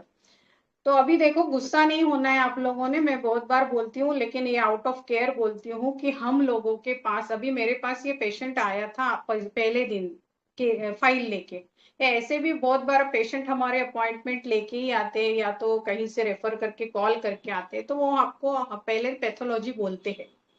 तो ये पेशेंट की पैथोलॉजी मुझे पता थी, तो ये पैथोलॉजी का जो है वो थोड़ा सा समझेंगे, इसलिए कि इसके वजह से हम गलतियां क्या करते हैं, क्या नहीं करनी चाहिए, और पैथोलॉजी पता होने से हम लोगों को फायदे क्या होते हैं। तो कैसे है, आज काफी लोगों ने ये पेशेंट रूब्रिक लिया है, डेल्यूजन फायर विजन ऑफ, ठीक है, नेट्रोम्यूर है इसमें नो डाउट, लेकिन ये रूब्रिक इस केस में बिल्कुल भी रॉन्ग है, क्योंकि हैनमन सर ने अपने हर्गेनन में लिखा है कि जब हम एक आधी पैथोलॉजी ट्रीट करते हैं तो उसके जो कॉमन सिम्टम है वो हमारे प्रिस्क्राइब रूब्रिक में आने ही नहीं चाहिए। We should consider the uncommon and morbid rubrics to prescribe our remedy. तो इसलिए हमको जो भी पैथोलॉजी आती है, और देखो आजकल इतना इजी हो गया ना, थोड़ा गूगल कर लो तो समझ में आ जाता है, पेशेंट भी सामने बैठा है तो आप गूगल कर लो तो थोड़ा बहुत आइडिया आ जाता है आपको। तो इसलिए ये थोड़ा सा मैं इसके बारे में एक्सप्लेन करूंगी कि ये मैंने क्यों लिया था, और इसके वजह से मुझे आगे पोटेंसी और रिपीटेशन मैनेजमेंट बहुत इजी हो गया था। तो अपने पेशेंट की जो पैथोलॉजी थी वो थी oral submucous fibrosis, that is OSMF। तो it is a insidious that is spreading gradually without being notice but causing the serious harm.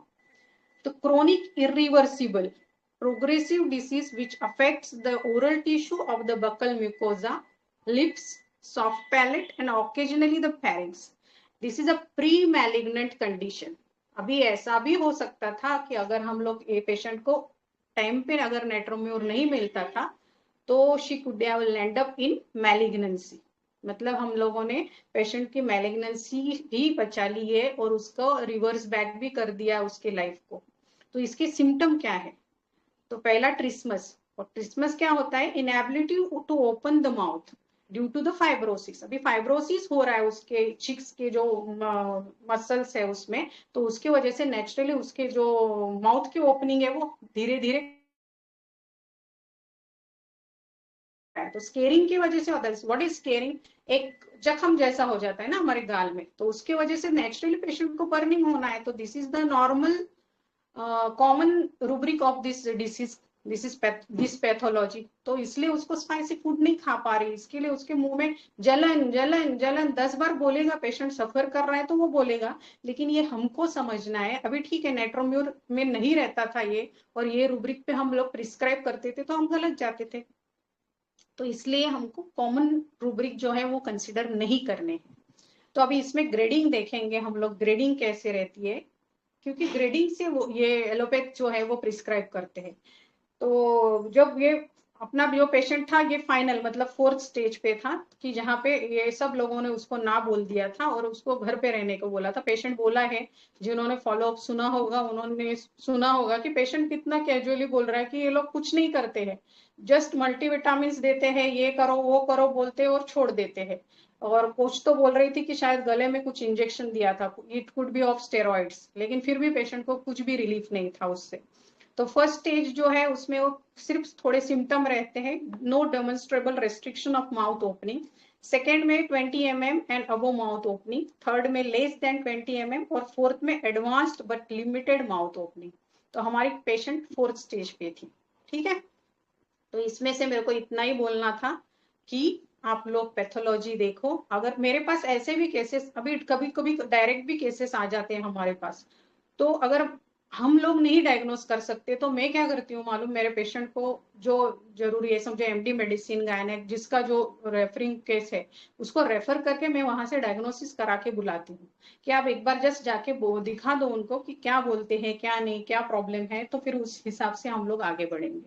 तो ये डायग्नोसिस हमको इम्पोर्टेंट रहता है आगे कैसे बढ़ना है इसलिए, या इसके साथ में हम लोग पेशेंट को एडवाइस भी कर सकते हैं खाने का पीने का, जो भी according to that disease and that disease condition, ठीक है।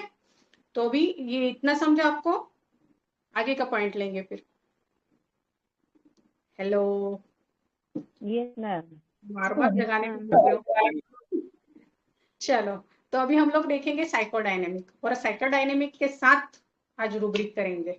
बहुत बढ़िया रूब्रिक यहाँ पे, अभी आप लोगों ने रूब्रिक सुन लिए तो आपको पता चल जाएगा कि कितने एप्टली यहाँ पे ये, मतलब इसलिए मैंने एक दो जो लोगों ने बोला है जेलेसी है जेलेसी है, तो फिर मैंने बोला मेटाफेर ये है, कर्सिंग कर रही है, तो मैंने बोला क्यों कर रही है, उसका व्हाई अगर ढूंढते थे तो नेट्रोम्यूर अपने को समझ में आता था।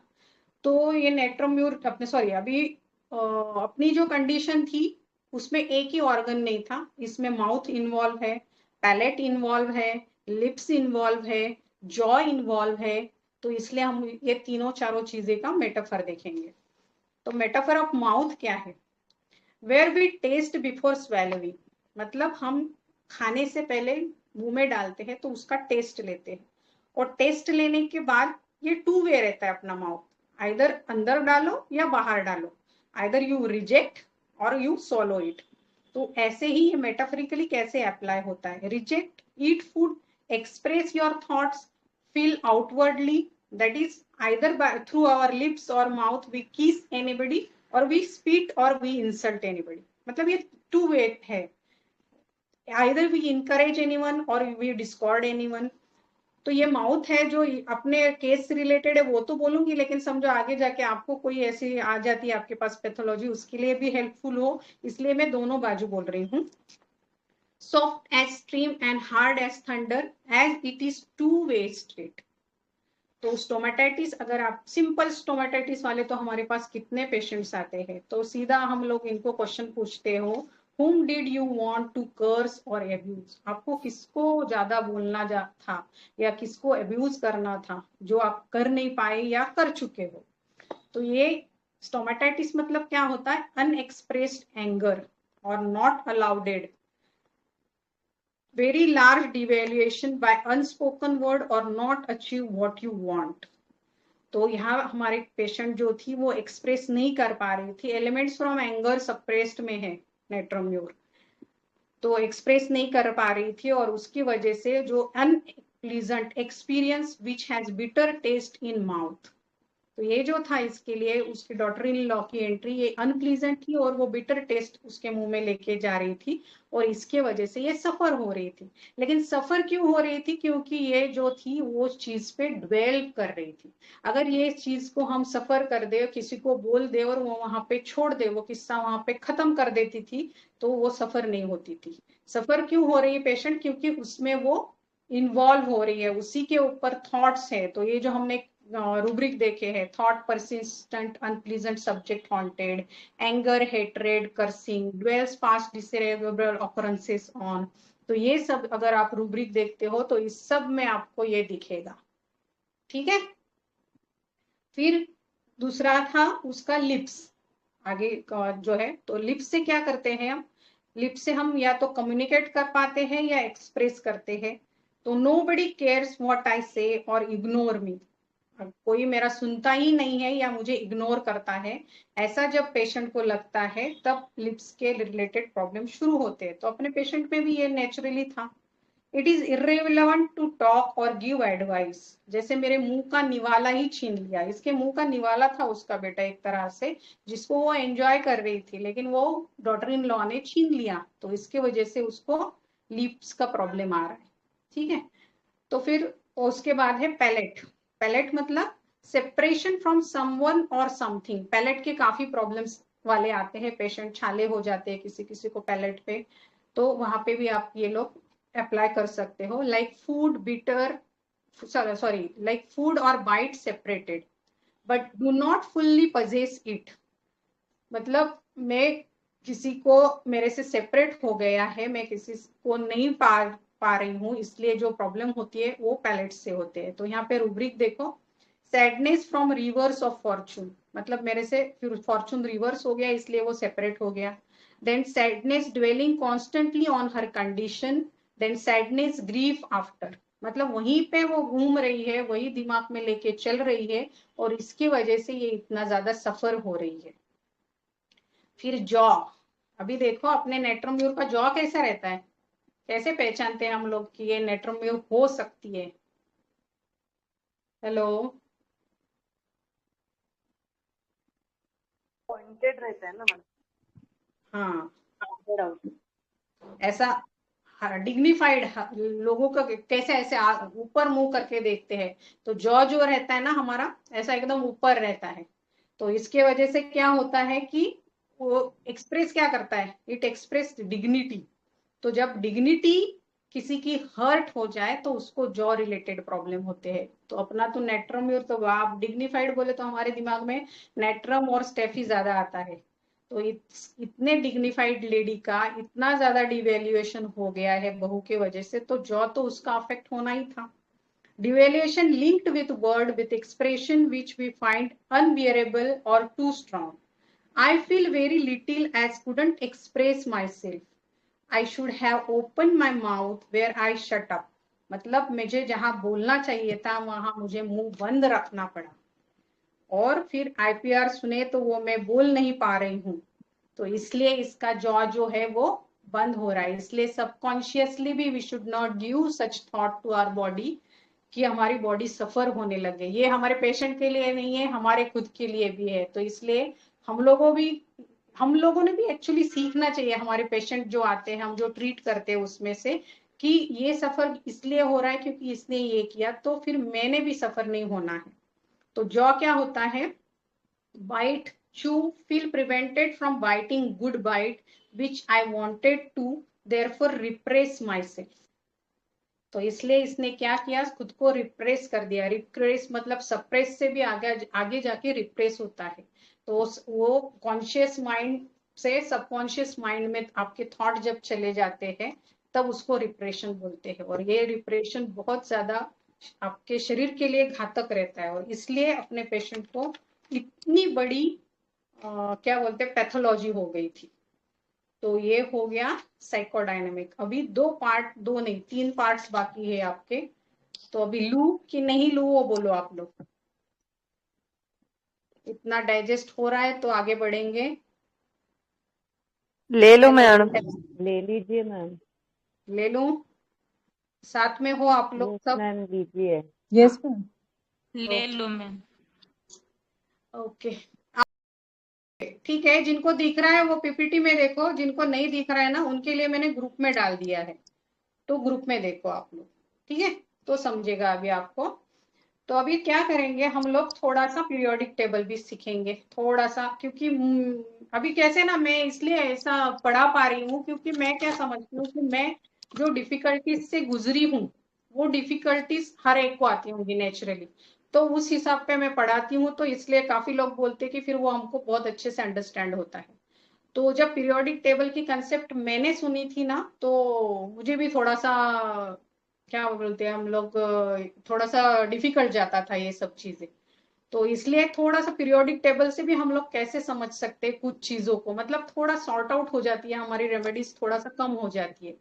तो नेट्रम्यूर अभी देखो पीरियोडिक टेबल का पिक्स डाला है मैंने ग्रुप में, तो मैंने नेट्रम को भी राउंड किया है और क्लोरीन को भी राउंड किया है, दिख रहा है आप लोगों को?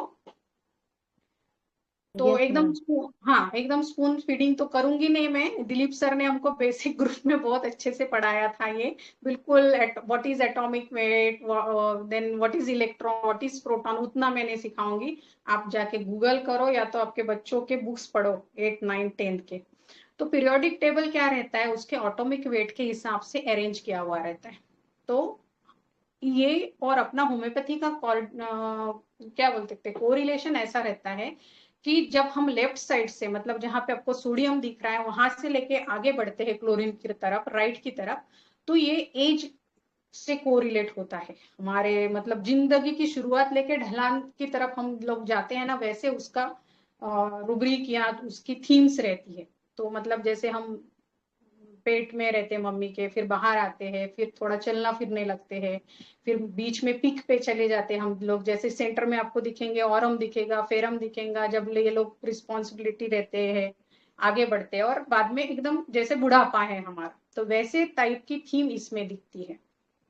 फिर आपको दिखेंगे जो आड़े लाइन से उसको रो बोलते हैं, और जो खड़े उसको कॉलम बोलते हैं, तो इसको रो वाइज भी थीम दी गई है। तो अपने जो सोडियम भी है वो क्लोरीन भी है, वो आप देख सकते हो कि 3 नंबर के रो में है, दिख रहा है आपको?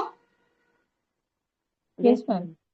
हाँ, तो रो जो 1 है, थोड़ा सा मैं शॉर्ट में पहले की बोल देती हूँ, रो 1 जो है उसमें क्या रहता है, कंसेप्शन एंड एग्जिस्टेंस रहता है। तो आपको पता होगा कि हाइड्रोजन का थोड़ा सा ऐसे रहता है कि उसका कंसेप्शन एंड एग्जिस्टेंस का लेके उसका गड़बड़ रहता है, तो इसलिए उसको अनबॉर्न जो लोग रहते हैं ना, मतलब मैं डू आई एग्जिस्ट और डजेंट एग्जिस्ट, ऐसी उसकी कंडीशन रहती है, उसको ऐसा लगता है मैं इस दुनिया का हूँ या अलग दुनिया का हूँ। तो ये जैसे हम ऊम स्टेज बोलते हैं इसको, जैसे बच्चा माँ के पेट में रहता है, वैसे थॉट प्रोसेस, वैसे थीम ये लोगों की रहती है। फिर रो सेकंड जो आता है, वो रो सेकंड जो रहती है that is fetal life and birth process. तो fetal life and birth process में क्या होता है, सेपरेट होना चाहता है, उसका दम घुट रहता है, जब 9 मंथ हो जाते तो हमको क्या रहता है कि बाहर निकलता है बच्चा, उसका दम घुटता है। तो वैसे सेम थीम जो रहती है हमारे पेशेंट में भी हमको देखने को मिलती है, तो इसमें कार्बन सीरीज आती है। लेकिन अभी रो थर्ड पे आते हैं हम लोग, तो रो थर्ड जो है that is related to identity and nourishment which we get after the birth, मतलब अभी बर्थ हो गया है तो ये लाइन के जो भी मिनरल्स है उनके लाइफ में, उनके ड्रग्स में हमको ये थीम मिलेगी, तो वो थीम अभी मैं पढ़ रही हूँ।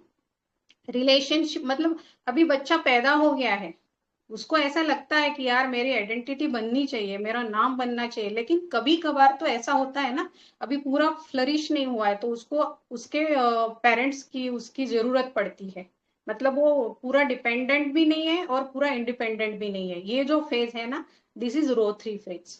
तो इसलिए अपने पेशेंट का ये प्रॉब्लम हो गया था, अगर अपना पेशेंट पूरा इंडिपेंडेंट रहता था तो छोड़ छाड़ के एकदम मस्त रहता था, लेकिन इसकी कंडीशन ऐसी रहती कि इतना बुढ़ापा भी चला गया लेकिन फिर भी वो छोड़ने को तैयार नहीं, ये कैसे, ये सीखना है हमको इसमें से।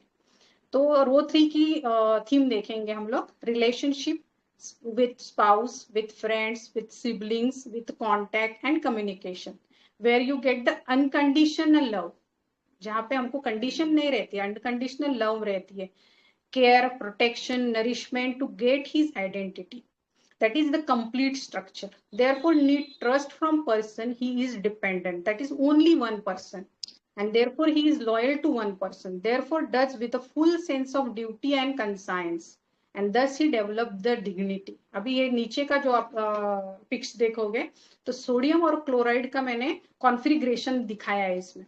तो सोडियम की जो ऑर्बिट्स रहते हैं तो पहले ऑर्बिट में रहते हैं 2, दूसरे में रहते हैं 8 और तीसरे में रहता है 1, क्योंकि इसका जो एटॉमिक वेट है वो है 11। तो एक जो रहता है ये क्या करता है, क्लोरीन को दे देता है, क्योंकि क्लोरीन के आउटर ऑर्बिट में रहते हैं 7। तो इससे उसका भी ऑर्बिट कंप्लीट हो जाता है, इसके भी ऑर्बिट कंप्लीट हो जाते हैं और इसके चलते इसका बॉन्डिंग हो जाता है। तो ये लॉयल्टी टू वन क्यों दिखती है, क्योंकि ये 1 इलेक्ट्रॉन उसको दे रहा है। समझ आ रहा है? हेलो मैम उसका उनका ऑक्टेव जो है ना वो क्लियर कंप्लीट हो गया ना, जो लास्ट शेल कंप्लीट हो जाती है दोनों के इलेक्ट्रॉन से।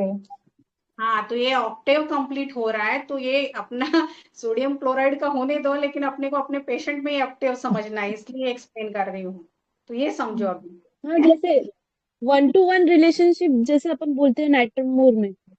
हाँ, तो ये क्यों है ये समझाने के लिए ये एक्सप्लेन कर रही हूँ, क्योंकि पीरियोडिक टेबल हमको बहुत डिफिकल्ट लगता है, लेकिन ऐसे समझोगे तो ये बहुत इजी है। ठीक है, फिर अभी म्यूर का देखेंगे। ये नेट्रम का देख लिया हमने, म्यूर का मतलब क्लोरीन का देखेंगे। तो क्लोरीन जो है वो रो 3 में आता है, लेकिन कॉलम जो है उसका वो 17 है, मतलब लास्ट में है, राइट साइड में सेकंड लास्ट है। तो वहां पे क्या हो गया, अभी ढलान शुरू हो गई लाइफ की, तो क्या हो जाएगा, लेटिंग गो ऑफ रिलेशनशिप आ जाएगा, स्प्लिटिंग अप हो जाएगा, वहां पे स्ट्रक्चर स्टार्ट्स टू डिसॉल्व, यहाँ पे डिसॉल्विंग शुरू हो जाता है ताकि न्यू लाइफ शुरू हो जाए स्पेशली। और ये क्यों होता है, ड्यू टू डिसअपॉइंटमेंट और बिट्रेटेड। तो इसको अगर डिसअपॉइंटमेंट और बिट्रेटेड फीलिंग आएगा तो नेचुरली उसमें क्या आ जाएगा, 4 सेकंड फीलिंग आ जाएगा।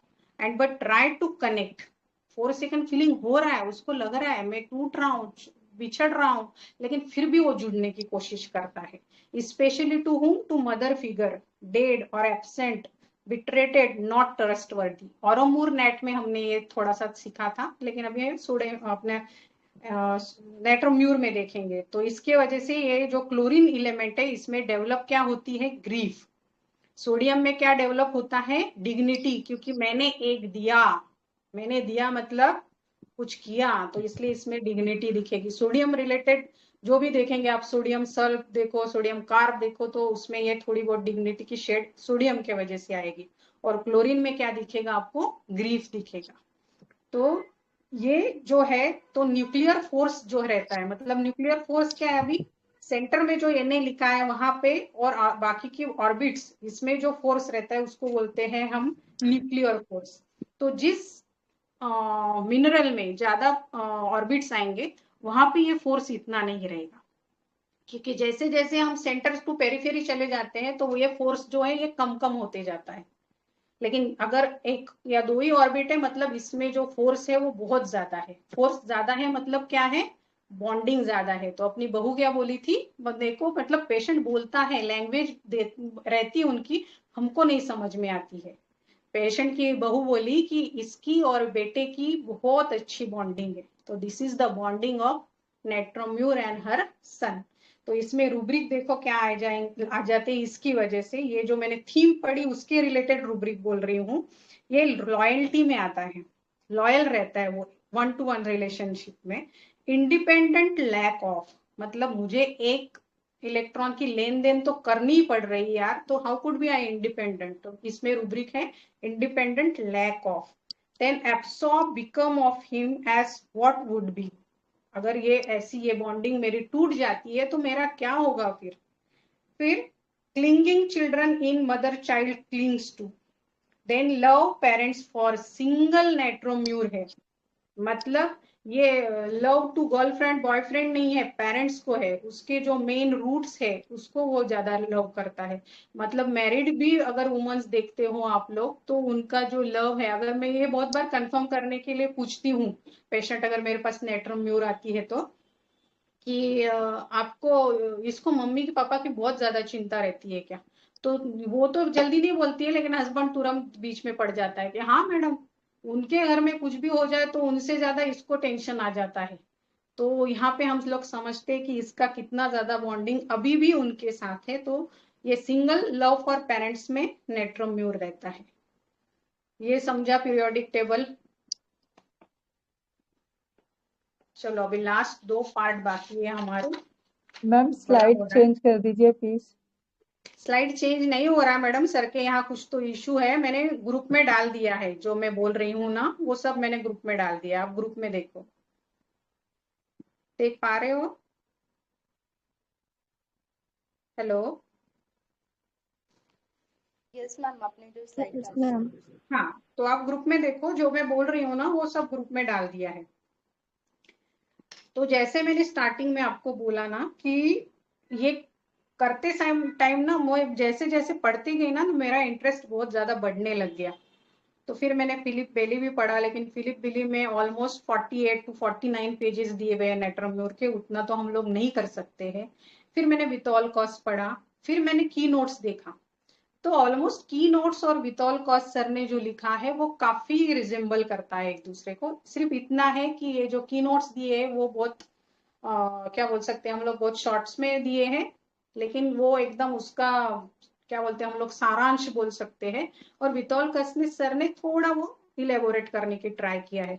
लेकिन ये अगर हम समझते हैं ना तो देखो हमारा नेट्रोम्यूर पूरा समझ में आ जाता है। लेकिन हम लोग क्या करते हैं ना, मैं भी थी, सॉरी आप ही नहीं हो, लेजी रहते हैं। सिर्फ हम केस देखेंगे, रूब्रिक देखेंगे, बस मेरी रेमेडी राइट आ गई, मेरा रूब्रिक राइट आ गया, वहीं पे रुक जाते हैं। तो अगर हो सकता है तो मेरी रिक्वेस्ट रहेगी, जो केस अपनी हो जाती है समझो अपने ग्रुप में, तो उसका थोड़ा रेट्रो स्टडी खुद करते हैं ना हम लोग तो बहुत फास्ट हमारी ग्रोथ होती है। क्योंकि ये मैं करती हूँ आजकल, जब भी मेरे को टाइम मिलता है। तो जो जो और क्या रहता है हम लोग ऐसा क्या बोलते हैं, ऐसा टाइम टेबल करके पढ़े ना तो आज ये A B C पढ़ूंगी, वो नहीं होता है। तो जो हो रही है रेमेडी वही आप रिवाइज कर लो तो तुरंत हो जाता है हमारा, है ना। तो अभी आपके सामने ग्रुप में है की नोट्स। तो वो की नोट्स की कुछ कुछ लाइन है, लेकिन वो इलेबोरेटेड फॉर्म में मैं बोल रही हूँ, वो समझो तो नेट्रोम्यूर समझ में आ जाता है। फिर इसके बाद में हम लोग सिर्फ पोटेंसी का पार्ट करेंगे, फिर फिनिश। फिर अगर आपको लगता है तो फिर स्टोरी सुनेंगे, नहीं तो फिर फिनिश वाइंड अप कर लेंगे अपना रूम सेशन। चले तो great emotional vulnerability to emotional injury. इतना इमोशनल रहता है अपना नेट्रोम्यूर बंदा और वल्नरेबल रहता है बहुत ज्यादा, थोड़ी सी चीजों से उसको हर्ट होता है। तो ये कैसे समझेंगे हम लोग? तो अगर उसके एलिमेंट्स फ्रॉम देखते हैं आप लोग, तो वो देखो कितनी छोटी छोटी चीजों से उसको प्रॉब्लम है। Elements from rejection, elements from humiliation, elements from grief, elements from mortification, element from hurt, elements from honour wounded. तो ये जो चीजें है ये इसको बहुत ज्यादा इंटॉलरेबल हो जाती है, एंड इसलिए क्या करता है ये, पर इसके साथ में इसमें क्या है, डिग्निटी है। तो इसलिए ये create a wall of invulnerability by enclosing in own world and keep control on all circumstances, have sense of risk. तो अभी क्या करेगा ये, डिग्निटी है बाबा, लेकिन मैं इतना हर्ट हो गया हूं तो आपको कैसे दिखाऊं, मेरी डिग्निटी तो चली जाएगी ना। तो ये क्या करता है, खुद को एनक्लोज कर लेता है। तो एनक्लोज करने का मतलब क्या होता है, उसका एडेप्टेशन देखो अभी। तो ये एडेप्टेशन आपके पेशेंट में भी मिल सकता है आपको। एडेप्ट कैसा करता है ये sympathetic have a sense of responsibility ले लेता है। जैसे अपने पेशेंट में भी हमने देखा, रिस्पॉन्सिबल है, ड्यूटी सेंस है, सिंपैथेटिक है, लिसन टू अदर्स है, बाकी लोगों का सुन के भी लेगा, इंटरनली एब्सॉर्ब होता है पेन्स ऑफ अदर्स, स्ट्रॉन्ग बन जाता है, enjoy the challenges, then affection दूसरों से पाने के लिए कोशिश करता है। तो ये रूब्रिक में कैसे दिखता है अपने को, ये क्या करता है, कन्फाइडिंग people confide him, many people confide him in, ये रूब्रिक है। तो सिंगल रेमेडी रूब्रिक है। कन्फाइड मतलब उसमें काफी लोगों का विश्वास रहता है, इतना ये सिक्रेटिव और रिजर्व रहता है। तो ये आप सिटी क्यों कर सकते हो पेशेंट से, कि पेशेंट को पूछ सकते हो कि ऐसा है क्या कि आपके हस्बैंड या आपके फ्रेंड आपको सीक्रेट बताते हैं तो आप किसी को नहीं बताते हो? तो नहीं बोले मैं नहीं बताता हूँ। क्यों नहीं बताता है ये, क्योंकि हेलो, क्योंकि उसको वो पोजीशन वो ऐसा दिखाना रहता है सामने वालों को कि हाँ यार मैं भी कुछ हूँ, मुझ में भी आप बिलीव करो, मुझे ट्रस्ट करो, ताकि मुझको आपकी प्यार केयर मिलती रहे। डिसिप्लिन इजी, इसमें भी सिंगल नेट्रोम्यूर है। अफेक्टेशन में है, दिखाता नहीं है कुछ भी हो जाए। ड्यूटी सेंस है, रिस्पॉन्सिबिलिटी सेंस है, एम्बिशन इंक्रीज है, प्रॉपर टू है, ये सब उसके एडेप्टेशन है। ये एडेप्टेशन क्यों है, ये उसका एक्सप्लेनेशन हमने ऊपर सुना, क्योंकि ये वल्नरेबल है। तो वल्नरेबल है लेकिन डिग्निटी है, दिखाना नहीं है, इसलिए खुद को एनक्लोज कर लेना है खुद को, राइट। फिर content in isolation, not to hurt and not to be hurted. ना तुम मुझे गाली दो ना मैं आपको गाली दूंगा, ना तुम मेरे पैर छुओ ना मैं आपके पैर छूऊंगा, ऐसा इसका एटीट्यूड रहता है। ना तुम मुझ पे जोक करो ना मैं तुम पे जोक करूंगा, मतलब तुम्हारे भी संभालो मेरी भी संभालो। तो ये इसका एडेप्टेशन है। तो इसमें भी रूब्रिक आपके काफी आ जाते हैं। जेस्टिंग एवर्जन टू, डिग्निफाइड है ये। फिर एक रूब्रिक सुनो, ये आपको सिंथेसिस में मिल जाएगा। Fear of being hurt, injury other, sorry, fear of being hurt himself and therefore he does not injure others। मतलब मुझे भी हर्ट ना हो और आपको भी हर्ट ना हो। जितने अभी ऊपर के 5-6 लाइन बोले वो एक रूब्रिक में हमको मिल गए हैं। तो इतना इजी है कि मुझे भी इंजुरी ना हो, इसलिए आप भी मुझे इंज्योर मत करो और मैं भी आपको इंज्योर नहीं करूंगा। फिर आगे का जो है रूब्रिक, फियर पिंस ऑफ, उसके पिंस, जजमेंट, पीटीज उसको बिल्कुल पसंद नहीं है, इसलिए ये क्या करता है कि खुद को ऐसा एनक्लोज कर लेता है। Fear stool, involuntary stool of, when flats, passing the flats और यूरिनेटिंग। मतलब अभी ये समझने की बात है, थोड़ा रूब्रिक आप देख लो सिंथेसिस में जाके, कि जब फ्लैटस मतलब क्या रहता है, फालतू की चीज रहती है, नॉर्मल चीज रहती है। जब फ्लैटस पास करते हैं तो उसको डर रहता है कि कहीं स्टूल भी ना पास हो जाए। स्टूल मतलब गंदगी, मतलब इसका रूब्रिक का मीनिंग ये है कि अगर मैं थोड़ा ज्यादा बात करने लग जाऊं किसी से भी, तो मेरे अंदर की जो गंदगी है, मेरे अंदर मैंने जो दबा के रखी है चीजें, जो मैंने इनक्लोज करके रखा है खुद को, वो कहीं बाहर ना निकल जाए, ये डर उसके दिल दिमाग में रहता है। इसी से रिलेटेड सेकंड एक सिंगल रेमेडी रूब्रिक ये भी है, hiding himself ashamed that flatus has been noticed। तो ये जो हम लोग हमेशा बोलते रहते ना, नेट्रोम्यूर delusion, wretched, this is the wretchedness of the नेट्रोम्यूर which she wants to hide by affectation, by secretive nature, by evading the look, by affectation, reserve nature, या मतलब बोलना नहीं है उसको, आंसरिंग एवर्जन टू आंसर, ये सब एडेप्टेशन इसलिए है ताकि उसके अंदर की गंदगी जो है वो सामने वाले को ना दिखे। तो अगर चिल्ड्रन में भी हम लोग देखते हैं तो क्या होता है कि फिलिप्स बेली में बहुत अच्छे एक्सप्लेन किए चाइल्ड्स के जो एडेप्टेशन है, कि मम्मी पापा की वजह से ये लोग कैसे सफर होते हैं।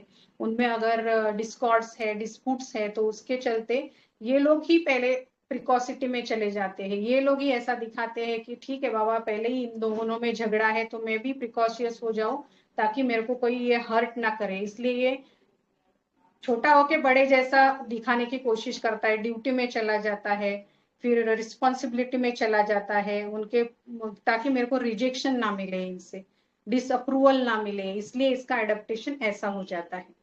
Hysterical tendency seen when severely reprimanded, react extreme degree of temper tantrum, kicking, screams, consolation, aggravation। तो ऐसा ही अभी कैसे है ना, ये जैसे जैसे नेट्रोम्यूर आगे बढ़ रहा है वैसे वैसे एक्सप्लेन किया है वितोलकोस सर ने। तो हमारा भी पेशेंट जो था, इसलिए आप लोग सब शॉक में थे या कोई पहुंच नहीं पा रहे थे जल्दी, क्योंकि नेट्रोम्यूर हमको मालूम ही नहीं ऐसा है। तो this is the last stage of the नेट्रोम्यूर when he goes to this histrical level, कि जब ये ऐसा बिहेव करने लगता है, टेम्पर टेंट्रम दिखाने लगता है और इस तरह से बिहेव करने लगता है। In older age the hysterical tendency shows itself in another way, do not express easily और cry easily when suffering a grief, quite serious. मतलब सीरियस होके भी ये लोग दिखाते नहीं है।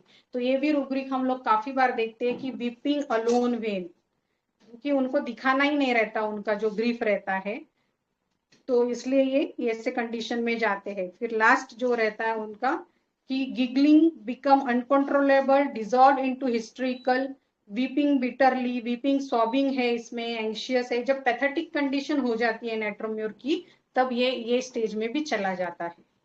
तो इस तरह से हमने देखा कि पूरा उसका थ्रू एंड थ्रू, और कैसे इसमें इंट्रोवर्जन होता है और इसलिए सफर होता है। तो इसलिए इसकी इतनी बड़ी पैथोलॉजी, मैंने ये भी किसी को बोला था कि इतनी बड़ी पैथोलॉजी क्यों आई है।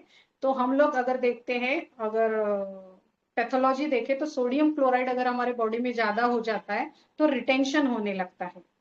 तो रिटेंशन अगर ज्यादा हो जाता है तो क्या होता है, फ्लूइड बढ़ने लगता है बॉडी में।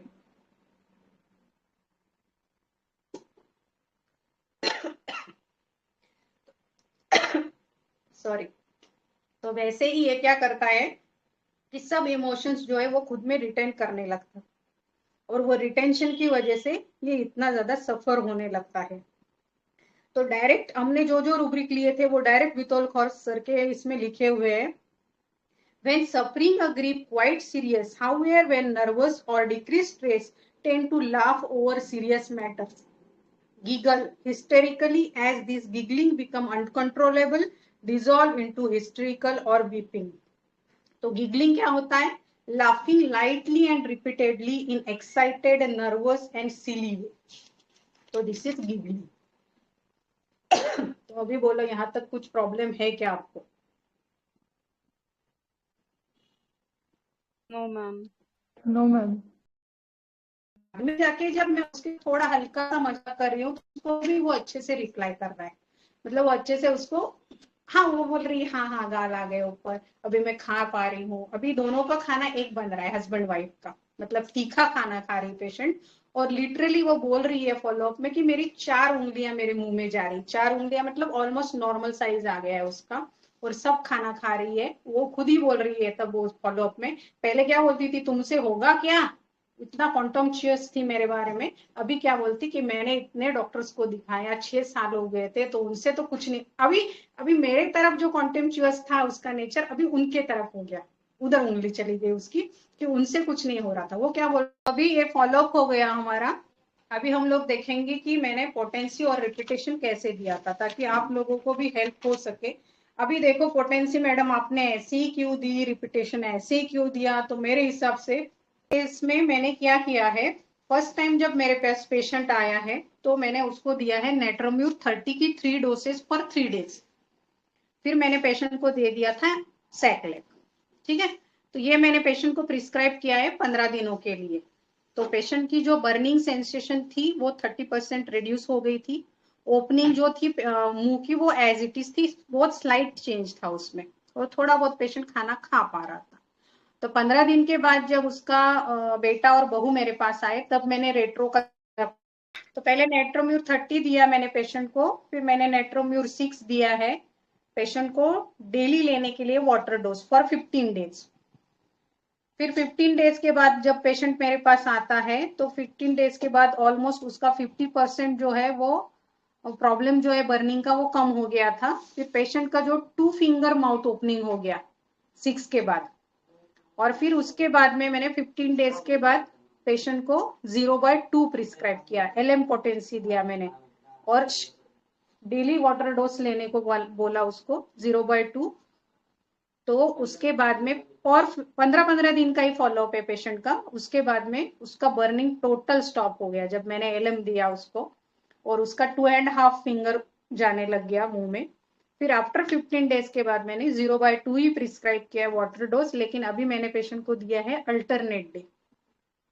तो एक वो अल्टरनेट डे मैडम थोड़ा हेलो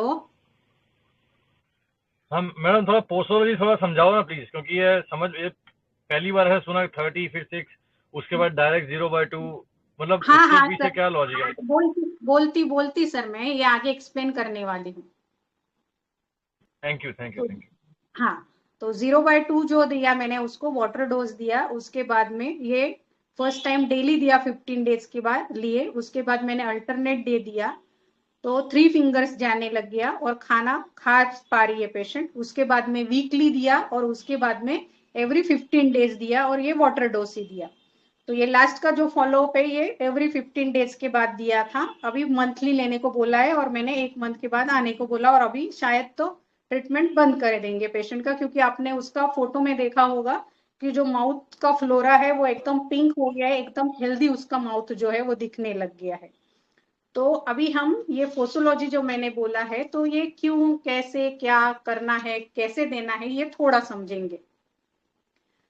तो इसलिए ऑर्गेनॉन भी थोड़ा हम लोगों ने पढ़ना चाहिए। अभी मैंने कॉलेज के बाद शायद से फर्स्ट टाइम ही पूरा ऑर्गेनॉन अच्छे से पढ़ा ये केस के लिए, इसलिए आप सबको थैंक यू। तो जैसे डॉक्टर हैनमन सर ने हमारे कार्डिनल प्रिंसिपल समझाए हैं, तो ये कार्डिनल प्रिंसिपल के थ्रू ही हम लोग potency, repetition and all that और स्केल जो है वो समझते हैं। तो ये कार्डिनल प्रिंसिपल एकदम शॉर्ट में मैं बोलूंगी। लॉ ऑफ सिमिलिया, ये तो आपको मालूम है कि जब हमारे मैच होते हैं तो हम डिस्क्राइब करते हैं। फिर लॉ ऑफ सिंप्लेक्स, मतलब एक ही रेमेडी हमको देना रहता है। लॉ ऑफ मिनिमम, मतलब मिनिमम डोज अगर हम पेशेंट को देते हैं, जितना उसके वाइटल फोर्स डिरेजमेंट को रिक्वायर है, उतना ही अगर उसको परफेक्ट मैच होता है तो पेशेंट अपना रिकवर होता है। फिर doctrine of drug proving, doctrine of chronic disease, अभी क्रोनिक डिसीज था अपने पेशेंट का, डॉक्ट्रिन ऑफ ड्रग डायनेमाइजेशन और पोटेंटाइजेशन और वाइटल फोर्स। तो ये वाइटल फोर्स और पोटेंटाइजेशन इसका क्या है? तो वाइटल फोर्स जो है हम लोग का जो बेसिक है कि जब वाइटल फोर्स में डिरेंजमेंट हो जाता है तो वो डिरेंजमेंट के वजह से हमको सीकनेस आता है। तो हम लोग क्या बिलीव करते हैं, सिमिलिया सिमिलिबस। तो जब ये वाइटल फोर्स डिरेंज हो गया है जो कि डायनेमिक है, तो सिमिलर मतलब डायनेमिक ही हमको मेडिसिन लगेगी ना उसको देने के लिए। तो डायनेमिक मेडिसिन देने के लिए फिर उन्होंने ये पोटेंटाइजेशन का जो प्रोसेस है ये शुरू किया था। तो कैसे रहता है, जब सर ने मतलब हैनमन सर ने ये सब शुरुआत की थी, तो शुरुआत में उन्होंने इंट्रोड्यूस किया था, कॉन्स्टेंटाइन हेरिंग सर ने डेसिमल स्केल प्रिस्क्राइब इंट्रोड्यूस किया था, जो कि हम लोग जब देखते हैं ना एक्स करके जो भी पोटेंसीज आती है, that is considered as a decimal scale. फिर सेंट डेसिमल स्केल जो नॉर्मली हम 30, 200 सी उसके आगे रहता है। और ये जो मैं बोल रही हूँ 0/1, 0/2, that is called as a 50 millesimal scale और एलएम पोटेंसी इसको बोलते हैं। तो ये एलएम पोटेंसी जो है वो जैसे जैसे सर एक्सपीरियंस करते गए वैसे वैसे उनको लगा कि कभी कभी ये क्रूड फॉर्म में रहता है, तो मतलब क्रूड फॉर्म में मतलब पेशेंट के वाइटल फोर्स के रिक्वायरमेंट्स के हिसाब से डिस्टर्बेंस हो रहा है मेरी वजह से, लेकिन क्या करूं, यहाँ पे बारिश हो रही है उसके चलते शायद प्रॉब्लम हो रहा होगा। तो 50 मिलीएसिमल स्केल जो रहती है कि इसमें क्या होता है कि जैसे डेसिमल सेंट डेसिमल स्केल में 1/9, फिर सेंट डेसिमल स्केल में 1/99, ये प्रोपोर्शन रहता है, मतलब 1 part of medicine and 99 parts of vehicle. तो इसमें जो है 50 मिलीएसिमल में 1 part of medicine and 50,000 part of vehicle रहता है, और उसका भी 3 घंटे तक ट्रेचुरेशन सक्कर्षण, ये जो प्रोसेस है वो 3 घंटे में 3 बार की जाती है। मतलब आप समझ सकते हो कि कहाँ 10 और 100 पार्ट और कहाँ 50,000 पार्ट चले गए, मतलब कितना ज्यादा वो मेडिसिन पोटेंटाइज होके एकदम उसका जो माइन्यूट है ग्राइंडिंग सक्कर्षण करके उसकी जो लेटेंट इनड्वेलिंग पावर है जो मटेरियल की वो बाहर आती होगी। और इसलिए इसमें पावर इतनी ज्यादा बढ़ जाती है कि हम लोग ने जो देखा हमारे केस में कि जिसको हम इरिवर्सिबल पैथोलॉजी बोलते थे वो रिवर्सिबल हो गई इसकी वजह से।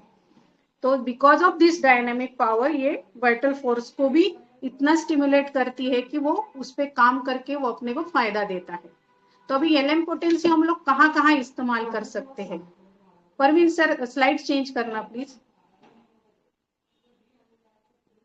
तो एडवांटेज क्या है इसके एलएम पोटेंसीज के, कहाँ कहाँ हम लोग यूज कर सकते हैं? तो it is more dynamic than other potencies. Phone से ज्वाइन हो गई हूँ। हाँ, तो फिर एक बार फिर से मैं रिवाइज करती हूँ। पहला जो था advantage of LM potency, it is more dynamic than other potencies.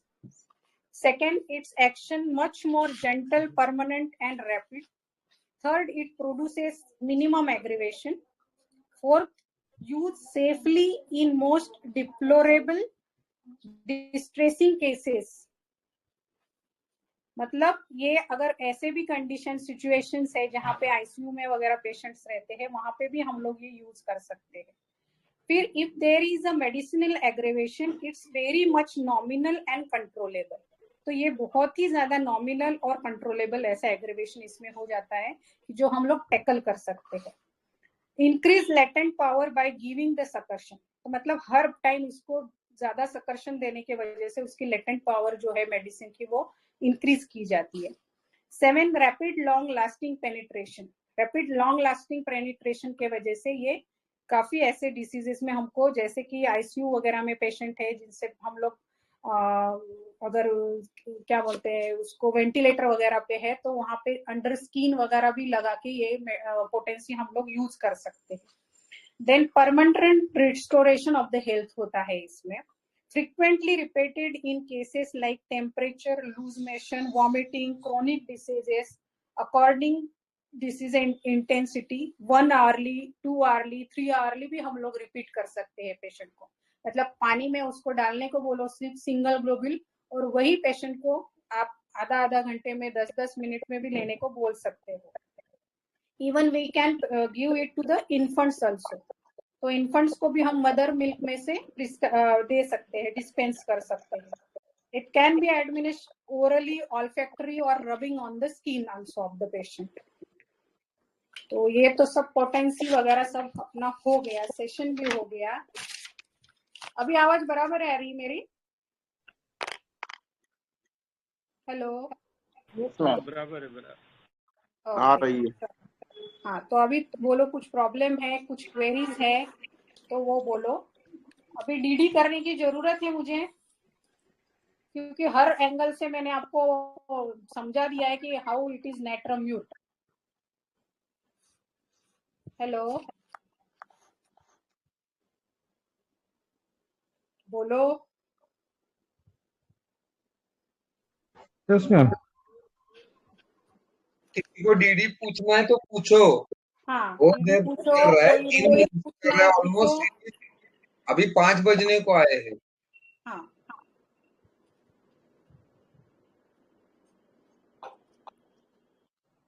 Hello.